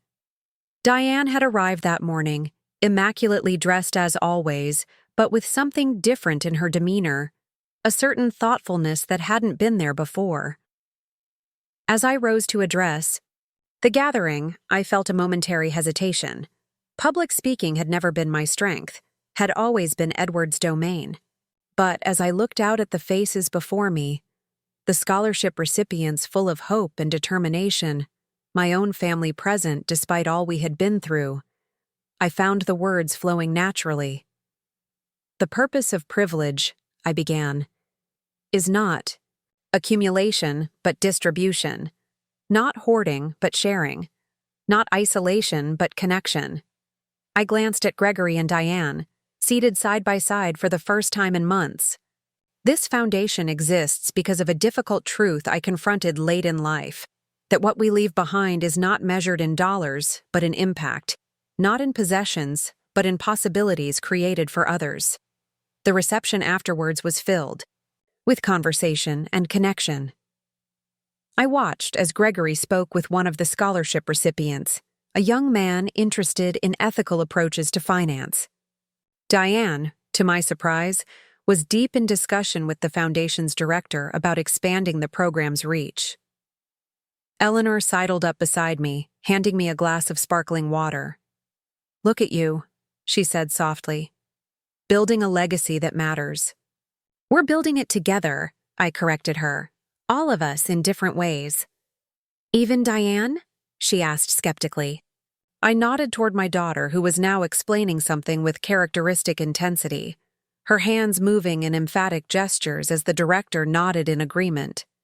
"She's contributing in her own way. It may never be the volunteer hours Gregory puts in, but her expertise is valuable." "And the personal growth?" Eleanor pressed. "The recognition of her part in what happened?" "That's still a work in progress," I acknowledged.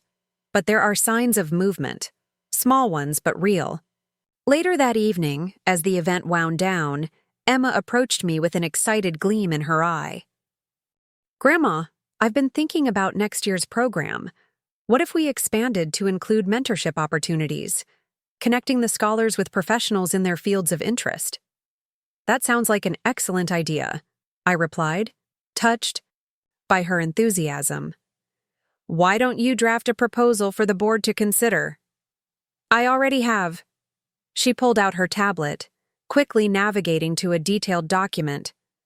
"And Mom's been helping me with the financial projections. She thinks we could implement it without significant additional funding if we leverage existing professional networks." The casual mention of Diane's involvement caught me by surprise. "Your mother's been working with you on this?" Emma nodded, glancing across the room where Diane was now speaking with one of the scholars' parents. "She's actually been really helpful. Says my business plan needed more concrete metrics." "That sounds like your mother," I said, unable to keep a note of amusement from my voice. "She's never going to be all warm and fuzzy about this stuff," Emma acknowledged with a maturity beyond her years. "But she's engaging on her own terms. That's something, right?" "Yes," I agreed, watching as Diane laughed at something the parent had said, a genuine moment of connection rather than the polished social performance I was accustomed to seeing from her. "That's definitely something." As summer progressed, so too did the gradual reconstruction of our family bonds.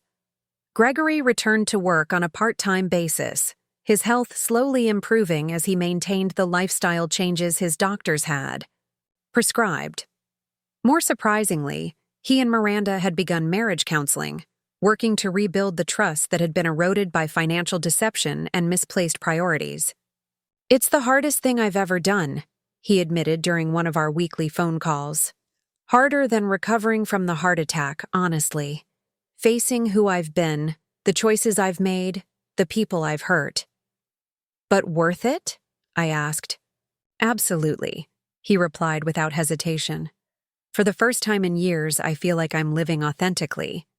Not performing success, but actually experiencing something meaningful." Diane's evolution was more subtle, but no less significant. She had indeed begun consulting for the advisory board, bringing her considerable business acumen to the Foundation's expansion plans. During one particularly productive meeting, she had surprised everyone by suggesting we explore matching corporate donations to maximize impact. Companies are always looking for meaningful ways to demonstrate social responsibility, she explained. If we structure this correctly, we could double or even triple the funding available for scholarships. That's an excellent suggestion, I said, genuinely impressed by her strategic thinking.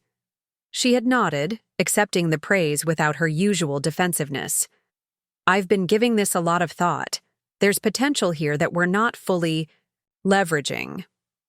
The we had not escaped my notice, a small linguistic shift that suggested a growing identification with the Foundation's mission rather than merely fulfilling an obligation.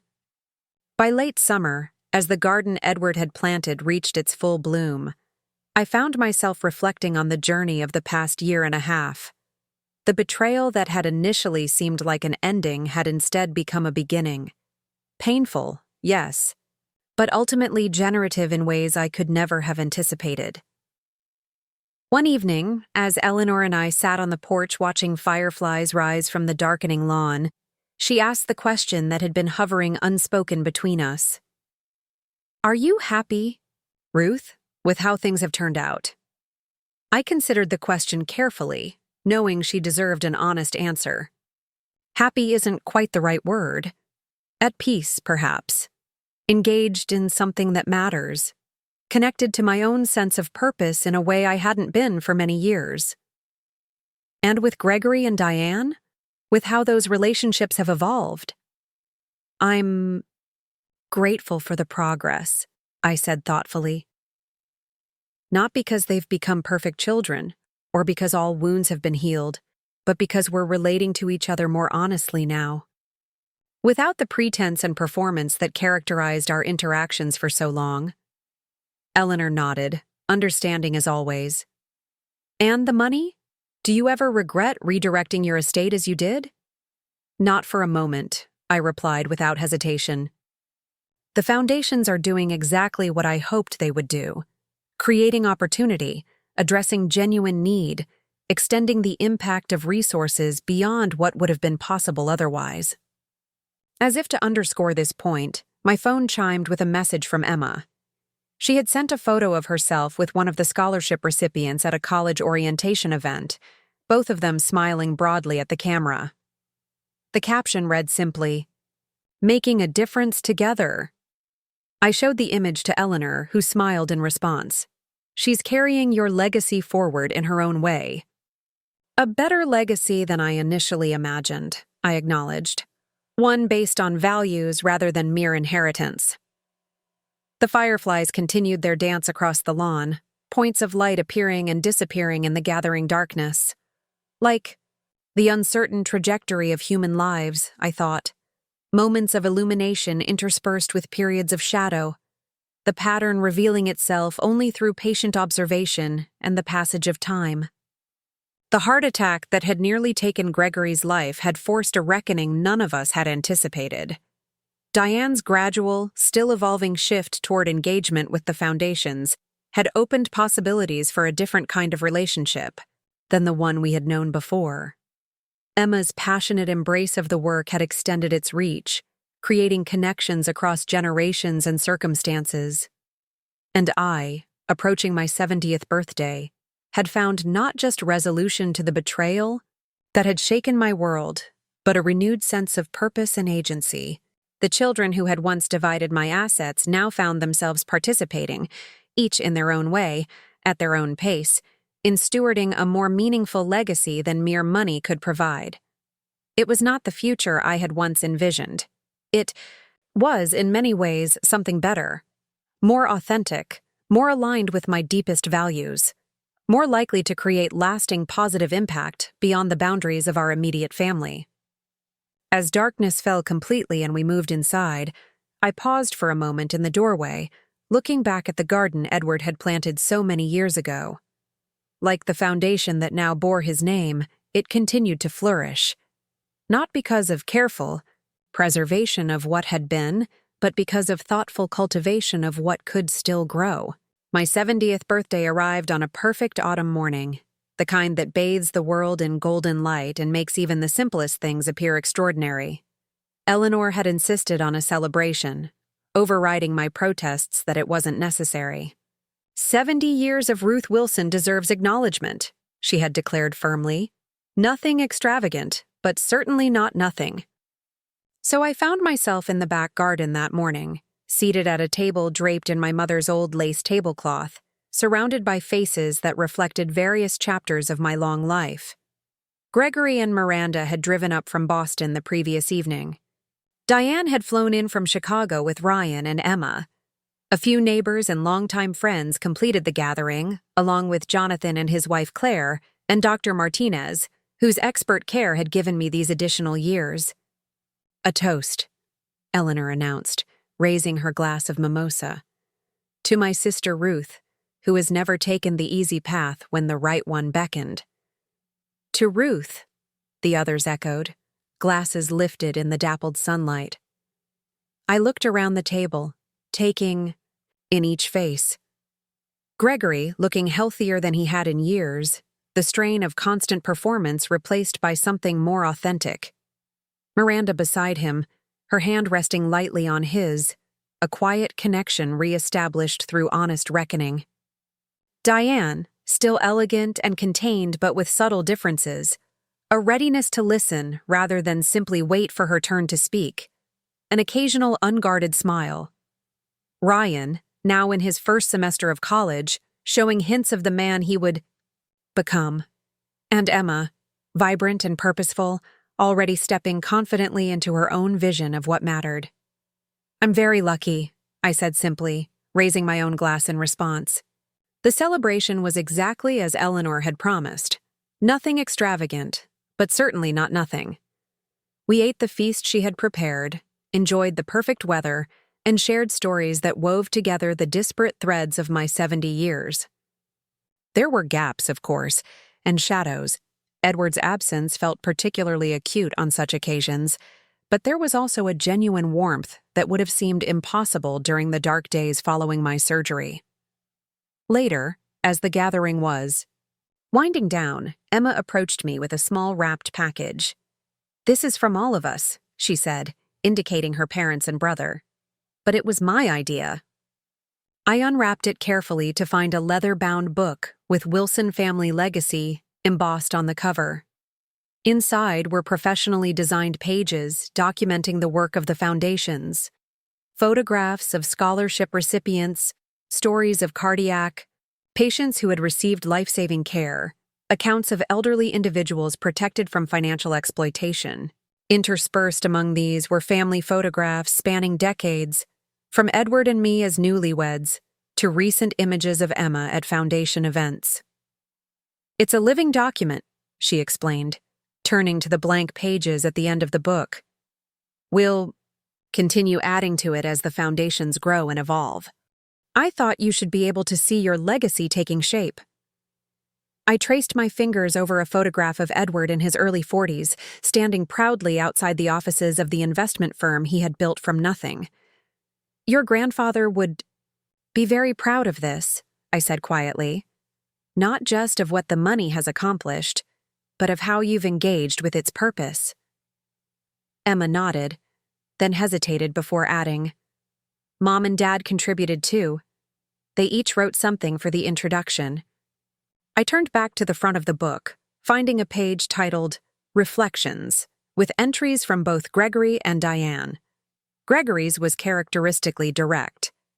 "The true value of inheritance lies not in what is received, but in what is done with it." Mother understood this when I did not. The foundations established in our family's name have created more meaningful impact than personal wealth alone ever could. I am grateful for the chance to be part of this work, and for the perspective it has given me on what truly constitutes a worthwhile life. Diane's entry was more reserved, but no less significant. "Legacy is built through choices, not merely through bloodlines or bank accounts." The Wilson family foundations represent a choice to extend opportunity beyond our immediate circle, to recognize our responsibility to the broader community. While this was not the path I initially envisioned, I have come to appreciate its wisdom and to value my role in helping shape its direction. I looked up to find both Gregory and Diane watching me, their expressions a mixture of uncertainty and hope. "Thank you," I said simply, knowing they would understand the depth of meaning behind those two words. "This means a great deal to me." That evening, after everyone had departed and Eleanor and I were tidying the kitchen, she asked, "Was it a good birthday?" I considered the question, thinking of all that had transpired over the past 2 years, the betrayal that had shattered my illusions, the difficult decisions that had followed, the gradual, imperfect healing that had emerged from the wreckage. "It was honest," I replied finally. "And at 70, I've come to value honesty above almost everything else." Eleanor smiled, understanding. "As always." "Even when it hurts?" "Especially then," I said, putting away the last of the dessert plates. "The pain of truth is cleaner somehow, more purposeful than the ache of denial or pretense." She nodded, then gestured toward the book Emma had given me, now resting on the kitchen counter. "Your legacy is taking shape beautifully, you know, in ways Edward would deeply appreciate." Later, as I prepared for bed, I found myself drawn once more to the leather-bound book. I sat on the edge of my bed and slowly turned its pages, absorbing the tangible evidence of what my difficult choice had created, not just the charitable impact, though that was significant, but the ripple effects within my own family. Gregory's heart attack had forced a reckoning none of us could have anticipated, creating space for genuine introspection and change. Diane's gradual engagement with the foundations had opened new channels of communication between us, not erasing our differences, but allowing us to navigate them more honestly. Emma's passionate embrace of the work had extended its reach, creating connections across generations and circumstances. And I, at 70, had found not just resolution to the betrayal that had once consumed me, but a renewed sense of purpose and alignment. The children who had divided my assets during my surgery had, in their own ways and at their own pace, become partners in stewarding something far more valuable than mere money. It wasn't perfect. Diane still maintained certain walls, still approached the foundations more as professional obligation than personal calling. Gregory's transformation, while genuine, remained a work in progress, subject to old patterns under stress. The fractures in our family had healed imperfectly, leaving visible scars that would likely always remain. But perhaps that was as it should be. Perfect restoration was neither possible nor even desirable. What mattered was the honest acknowledgement of both damage and repair, the willingness to move forward with clearer vision and more authentic connection. I closed the book and set it on my nightstand, then turned out the light, feeling a quiet contentment that had nothing to do with resolution and everything to do with alignment, with the knowledge that my external choices now reflected my deepest internal values. The autumn chill deepened as October yielded to November. Eleanor and I settled into our quiet routines, punctuated by my increasing involvement with the foundations and her volunteer work at the local library. Gregory called weekly with updates on his health and his continued volunteer efforts at the Boston Cardiac Center. Diane sent concise but regular emails about advisory board matters, occasionally including personal notes about Emma's college applications or Ryan's adjustment to university life. One crisp Tuesday morning, I received an unexpected call from Sophia, the young mother whose cardiac surgery had been funded by the foundation. Her voice was bright with excitement as she shared her news. "I've been offered a full-time position at the hospital. It's in patient advocacy, helping others navigate the system I struggled with myself. I start next month." "That's wonderful," I said, genuinely delighted for her. "You'll bring such valuable perspective to that role." "I couldn't have done any of this without the foundation," she said, her voice growing serious. "Not just the surgery itself, but the support afterward that made recovery possible. I want to pay that forward somehow. You already are, I told her. Through your advocacy work, through sharing your story with others. After we hung up, I sat for a long time at Edward's old desk, thinking about ripple effects, how one decision, one intervention, one extension of resources at a critical moment could alter the trajectory of a life, creating possibilities that might otherwise have remained foreclosed. That afternoon, I received another call, this one from Jonathan. His tone was professionally measured, but I could detect an undercurrent of concern. Ruth, I've received an inquiry from an attorney representing Harold Bennett at First National Bank. It seems there are some questions about the transfers Gregory and Diane made during your surgery. My heart sank. What kind of questions? The bank's routine audit flagged the transactions as potentially problematic. Given the circumstances, the timing during your surgery, the lack of prior authorization patterns, they're considering whether to refer the matter for further investigation. Further investigation? I repeated, trying to absorb the implications. You mean legal action? Potentially, Jonathan confirmed. Financial exploitation of the elderly is taken very seriously these days. If the bank decides to pursue it, it could involve regulatory authorities. I closed my eyes briefly, feeling the weight of this new complication. What options do we have? As the affected party, your position would be significant. If you indicate that you don't wish to pursue the matter, that you consider it resolved privately, that would likely influence their decision. And if I don't? Jonathan was quiet for a moment. Then Gregory and Diane could potentially face serious consequences, financial penalties at minimum, possibly more depending on how the investigation unfolds. After we ended the call, I sat motionless, staring out the window at the bare branches of the old maple tree Edward had planted when we first moved into this house. What was the right course here? The transfers had undeniably been unauthorized, taken advantage of my incapacity during surgery. Yet the exposure of these actions through formal channels would bring consequences I had deliberately chosen to avoid by handling the matter privately. I was still sitting there when Eleanor returned. From her library shift, her cheeks flushed from the November wind. She took one look at my face and asked simply, "What's happened?" I explained the situation, laying out the dilemma as Jonathan had presented it. Eleanor listened without interruption, then settled into the chair across from me. "What are you thinking?" she asked when I had finished. "I'm thinking about purpose," I replied slowly. About what I was trying to accomplish when I made my decision regarding the inheritance. She nodded, encouraging me to continue. It wasn't about punishment, though God knows they deserved some consequences for what they did. It was about alignment, about ensuring that my resources went toward causes that reflected my actual values, rather than merely following the expected family path. And that's been accomplished, Eleanor observed. The foundations are established, doing meaningful work. Gregory and Diane are engaged, each in their own way. Yes, I agreed. But there's also the question of accountability, of whether allowing them to face public consequences for their actions would serve some greater purpose. Eleanor was quiet for a long moment, her expression thoughtful.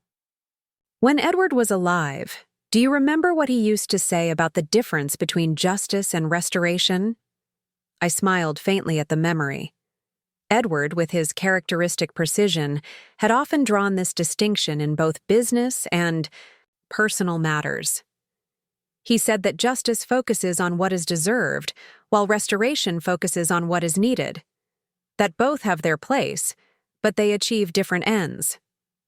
Exactly, Eleanor said. The question here isn't about what Gregory and Diane deserve. We both know the answer to that. The question is what outcome best serves the restoration that's already begun, however imperfectly. I considered this, weighing the potential impact of formal consequences against the progress, however halting, that had been made in rebuilding our family relationships and redirecting our collective resources toward meaningful impact. "I need to talk with them," I said finally. "Before I make any decision, they should understand what's at stake, what options exist, and have the chance to weigh in." Eleanor nodded her approval. "That's fair and wise." The next morning, I called both Gregory and Diane, asking them to arrange a video call that evening so we could discuss an important matter. Neither pressed for details, though I could hear the concern in their voices. At 7 o'clock, I sat at my computer as their faces appeared on the screen. Gregory in his home office in Boston, Diane in what appeared to be a hotel room, likely traveling for work. "Thank you both for making yourselves available on such short notice," I began. "Something has come up that affects all of us, and I wanted to discuss it directly rather than through intermediaries." I explained the situation as Jonathan had presented it to me: the bank's audit findings, the potential for formal investigation, the role my position as the affected party would play in determining next steps. Gregory's face had paled visibly as I spoke. "Mom, I don't know what to say. Just when I thought we were moving past this." "This isn't about moving backward," I clarified. "It's about determining the most appropriate path forward, given this new development." Diane's expression was harder to read, her professional mask firmly in place. "What are you planning to do?" she asked directly. "I haven't decided," I replied honestly. "I wanted to speak with both of you first, to understand your perspectives." Gregory leaned forward, his voice urgent. "Mom, I've been trying to make amends, to restore what was broken, not just the money, but the trust, the relationship. A formal investigation would damage my professional standing, possibly permanently." "I understand that," I acknowledged, "and I want to be clear. My goal has never been to destroy either of your careers or reputations. It has been to ensure that my resources are directed according to my values and to establish appropriate boundaries after those values were disregarded." "Then tell the bank you consider the matter resolved," Diane said, a note of tension entering her voice. "You've made your point. We've accepted the consequences you imposed. Pursuing this further serves no purpose." "Diane," Gregory interjected, "this isn't just about us. Mom has legitimate grounds to report what happened. The fact that she's even discussing it with us shows consideration." "Consideration?" Diane repeated incredulously. "She's threatening our professional reputations after already disinheriting us." "That's enough," I said firmly. "I'm not threatening anything. I'm informing you of a situation that has arisen and seeking input before I make a decision. If you can't engage constructively, then perhaps we should end this call and I'll proceed as I see fit." Diane fell silent, visibly reining in her frustration. After a moment, she spoke again, her tone more measured. "I apologize for my reaction. This comes as a shock, and the potential implications are significant." "I understand that," I said, "which is why I wanted to discuss it directly. What factors are you considering in making your decision?" Gregory asked, his approach characteristically more analytical than emotional. I thought carefully before responding. "The primary consideration is what best serves the restoration that has begun, not just of our family relationships, but of alignment between resources and values, between actions and consequences." "And formal investigation serves that restoration how exactly?" Diane asked, still skeptical, but making a visible effort to remain constructive. "That's precisely what I'm trying to determine," I replied. "Whether accountability through official channels would reinforce important principles, or whether it would undermine the progress already made through private resolution." The conversation continued for nearly an hour, each of us working to articulate our perspectives and concerns. Gregory spoke of his ongoing efforts to make amends, both practically through his volunteer work and personally through therapy and honest confrontation of his past choices. Diane emphasized the foundation's progress under the current arrangement, suggesting that public exposure would damage not just their reputations, but potentially the charitable work itself. As the call wound down, I promised to consider everything they had shared before making my decision. "I'll speak with Jonathan tomorrow," I told them. "Whatever course I choose, I'll inform you directly before any action is taken." After ending the call, I found Eleanor waiting in the living room, a pot of tea steeping on the side table. "How did it go?" she asked as I joined her. "About as expected," I replied, accepting the cup she offered. "Gregory is concerned, but reflective. Diane is defensive, but making an effort to engage constructively." "And your decision?" I sipped the tea, gathering my thoughts. "I'm still considering, but I'm leaning toward requesting that the bank not pursue formal investigation on the condition that Gregory and Diane provide written acknowledgement of what occurred and confirmation of the repayment plan Gregory has already begun." Eleanor nodded thoughtfully. "Ensuring accountability without public exposure?" "Exactly. The foundations are doing meaningful work. Gregory is genuinely engaged in making amends. Even Diane is contributing in her own way. Formal investigation might satisfy some abstract notion of justice, but I'm not convinced it would serve the restoration that's already underway." The next morning, I called Jonathan to discuss my decision. He listened carefully, then offered his professional assessment. "The approach you're suggesting, written acknowledgement and formalized repayment, provides a clear record if needed in the future, while allowing for private resolution now. It's a reasonable middle path." "Will the bank accept it?" I asked. "With your statement as the affected party that you consider the matter appropriately addressed, yes, I believe they will."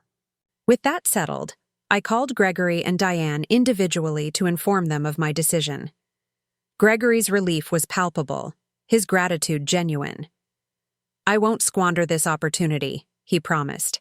"The repayment plan is already in motion, and I'll provide whatever written acknowledgement is required." Diane's response was more measured but no less significant. "Thank you," she said simply. "I recognize this is a choice you're making, not an obligation, and I appreciate it." The following week, Jonathan facilitated the formal documentation, written statements from both Gregory and Diane acknowledging the unauthorized transfers, along with a structured repayment plan spanning 3 years. With these in place, he provided my statement to the bank, indicating that I considered the matter appropriately addressed through private resolution and did not wish for further investigation.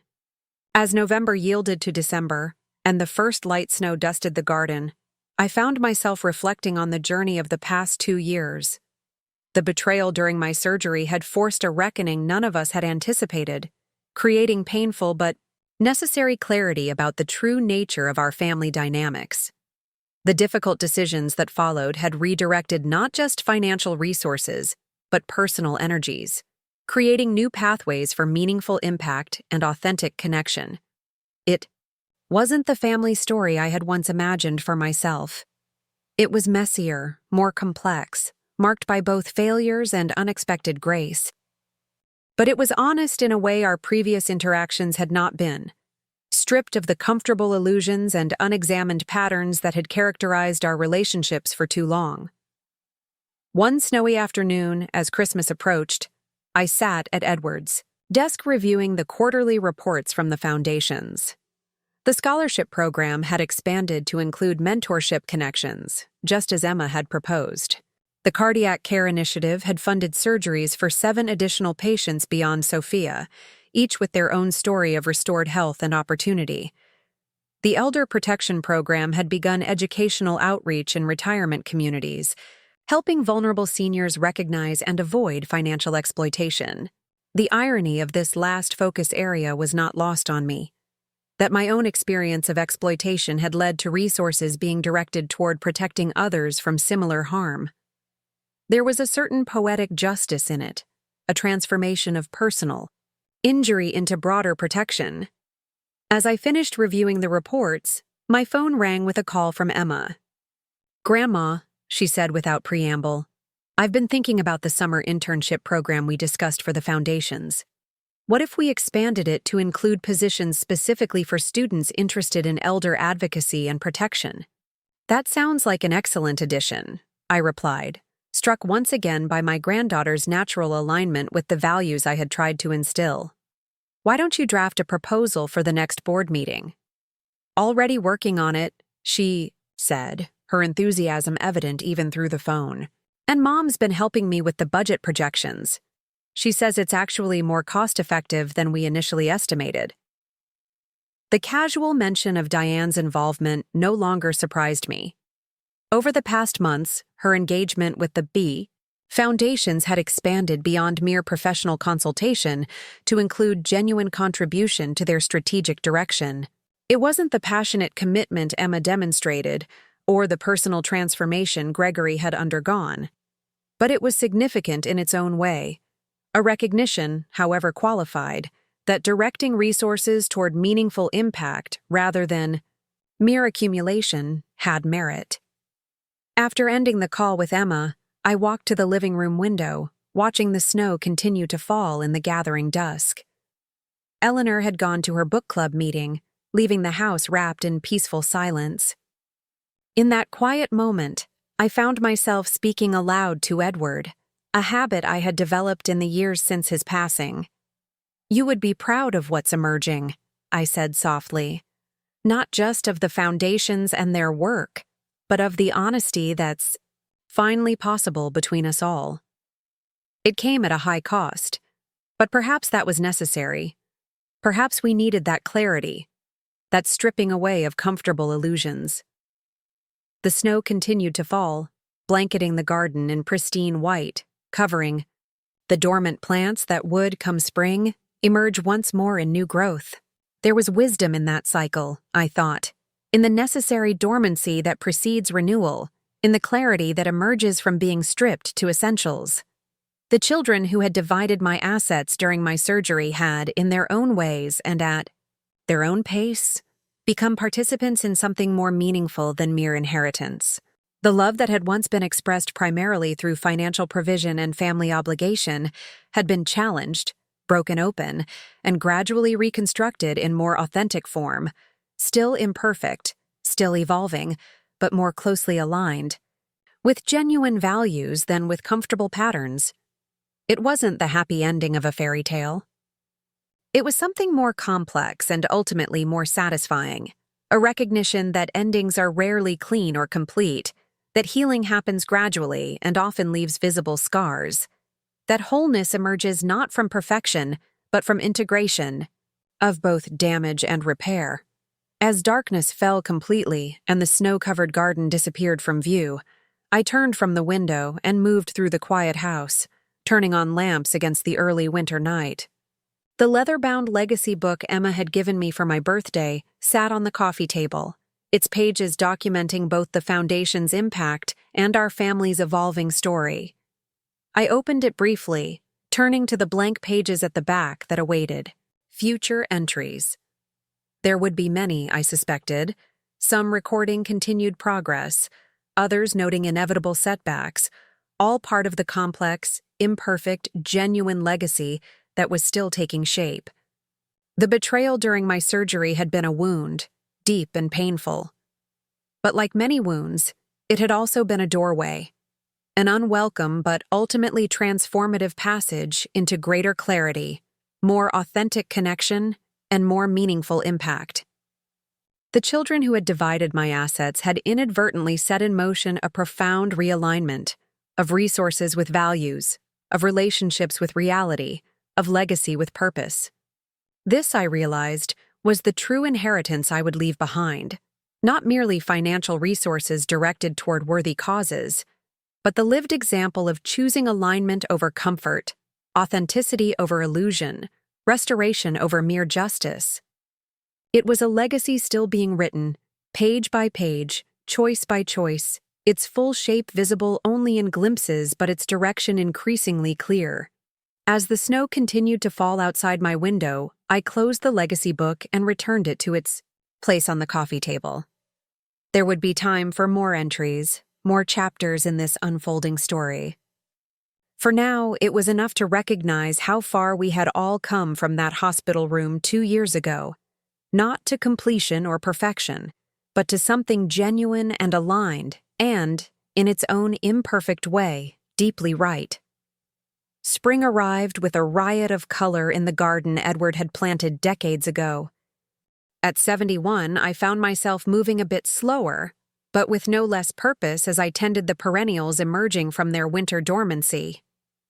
2.5 years had passed since my heart valve replacement, the surgery that had revealed the true nature of my family dynamics and set in motion changes none of us could have anticipated.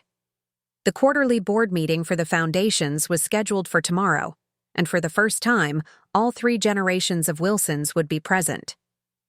Gregory had fully embraced his role, not just fulfilling the volunteer requirements I had established, but expanding his involvement to include financial literacy workshops for cardiac patients. Diane had gradually moved from reluctant consultant to engaged advisor, bringing her business acumen to bear on the foundation's long-term sustainability. And Emma, now in her first year of college, had developed a youth ambassador program that was attracting national attention. "Are you nervous about tomorrow?" Eleanor asked, joining me in the garden with 2 glasses of lemonade. "Not nervous," I replied, accepting the cool drink gratefully. "Curious, perhaps. It's the first time we'll all be working together in an official capacity." Eleanor settled onto the wrought iron bench beneath the flowering dogwood. "You've accomplished something remarkable, you know. Not just with the foundations themselves, but with how they've become a vehicle for healing." I smiled, thinking of the journey we had all undertaken. "Not healing as in erasing what happened," I clarified.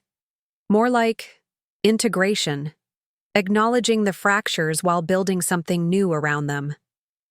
That evening, as I reviewed the meeting agenda one last time, my phone rang with a call from Sophia, whose cardiac surgery had been among the first funded by the foundation. She had progressed from patient to advocate to program director, her personal experience informing her approach to helping others navigate similar challenges. "Ruth," she said, her voice vibrant with excitement, "we've received approval for the expansion. Starting next month, we'll be able to serve patients in 3 additional counties." "That's wonderful news," I replied, genuinely delighted. "How many additional surgeries do you estimate we'll be able to fund?" "At least 15 in the first year, potentially more as we streamline processes. And the support services, transportation, home care, childcare during recovery, those will be available to everyone in the program."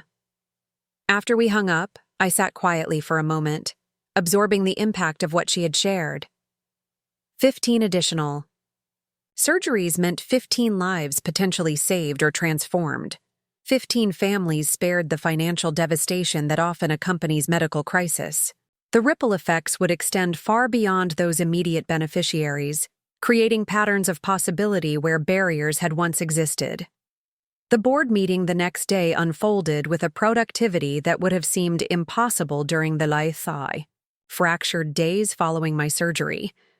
Gregory presented updates on the cardiac program, his familiarity with both patient needs and financial structures evident in his thoughtful analysis. Diane outlined a strategic partnership initiative that would leverage corporate resources to expand scholarship opportunities. Emma shared initial results from the Youth Ambassador program, her natural enthusiasm tempered by the data-driven approach Diane had helped her develop. I watched them work together, not in perfect harmony, for we remained distinct individuals, with different perspectives, but with a shared commitment to the Foundation's mission that transcended our personal histories.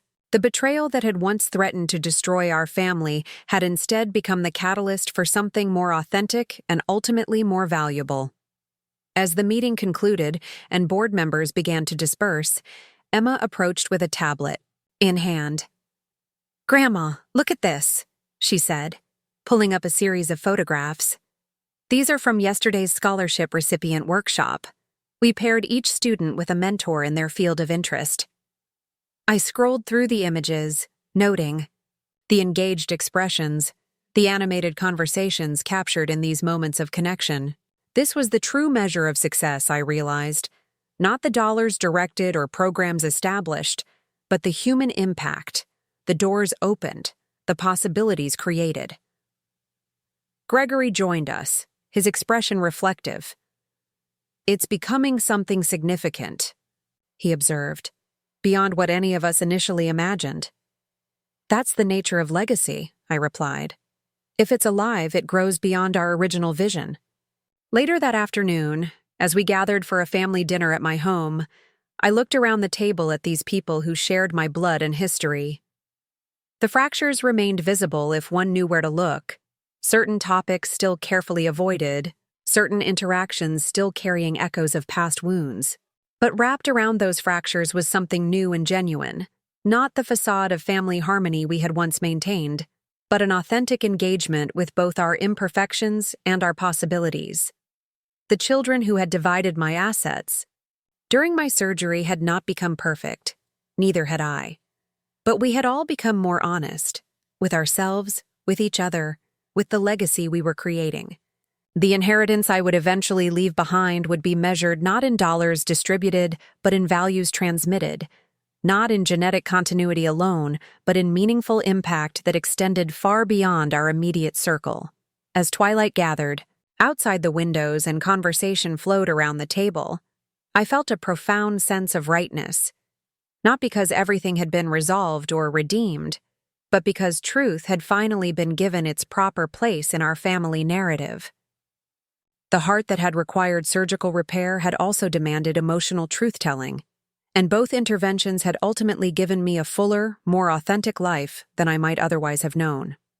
Up next, you've got 2 more standout stories. Right on your screen. If this one hit the mark, you won't want to pass these up. Just click and check them out.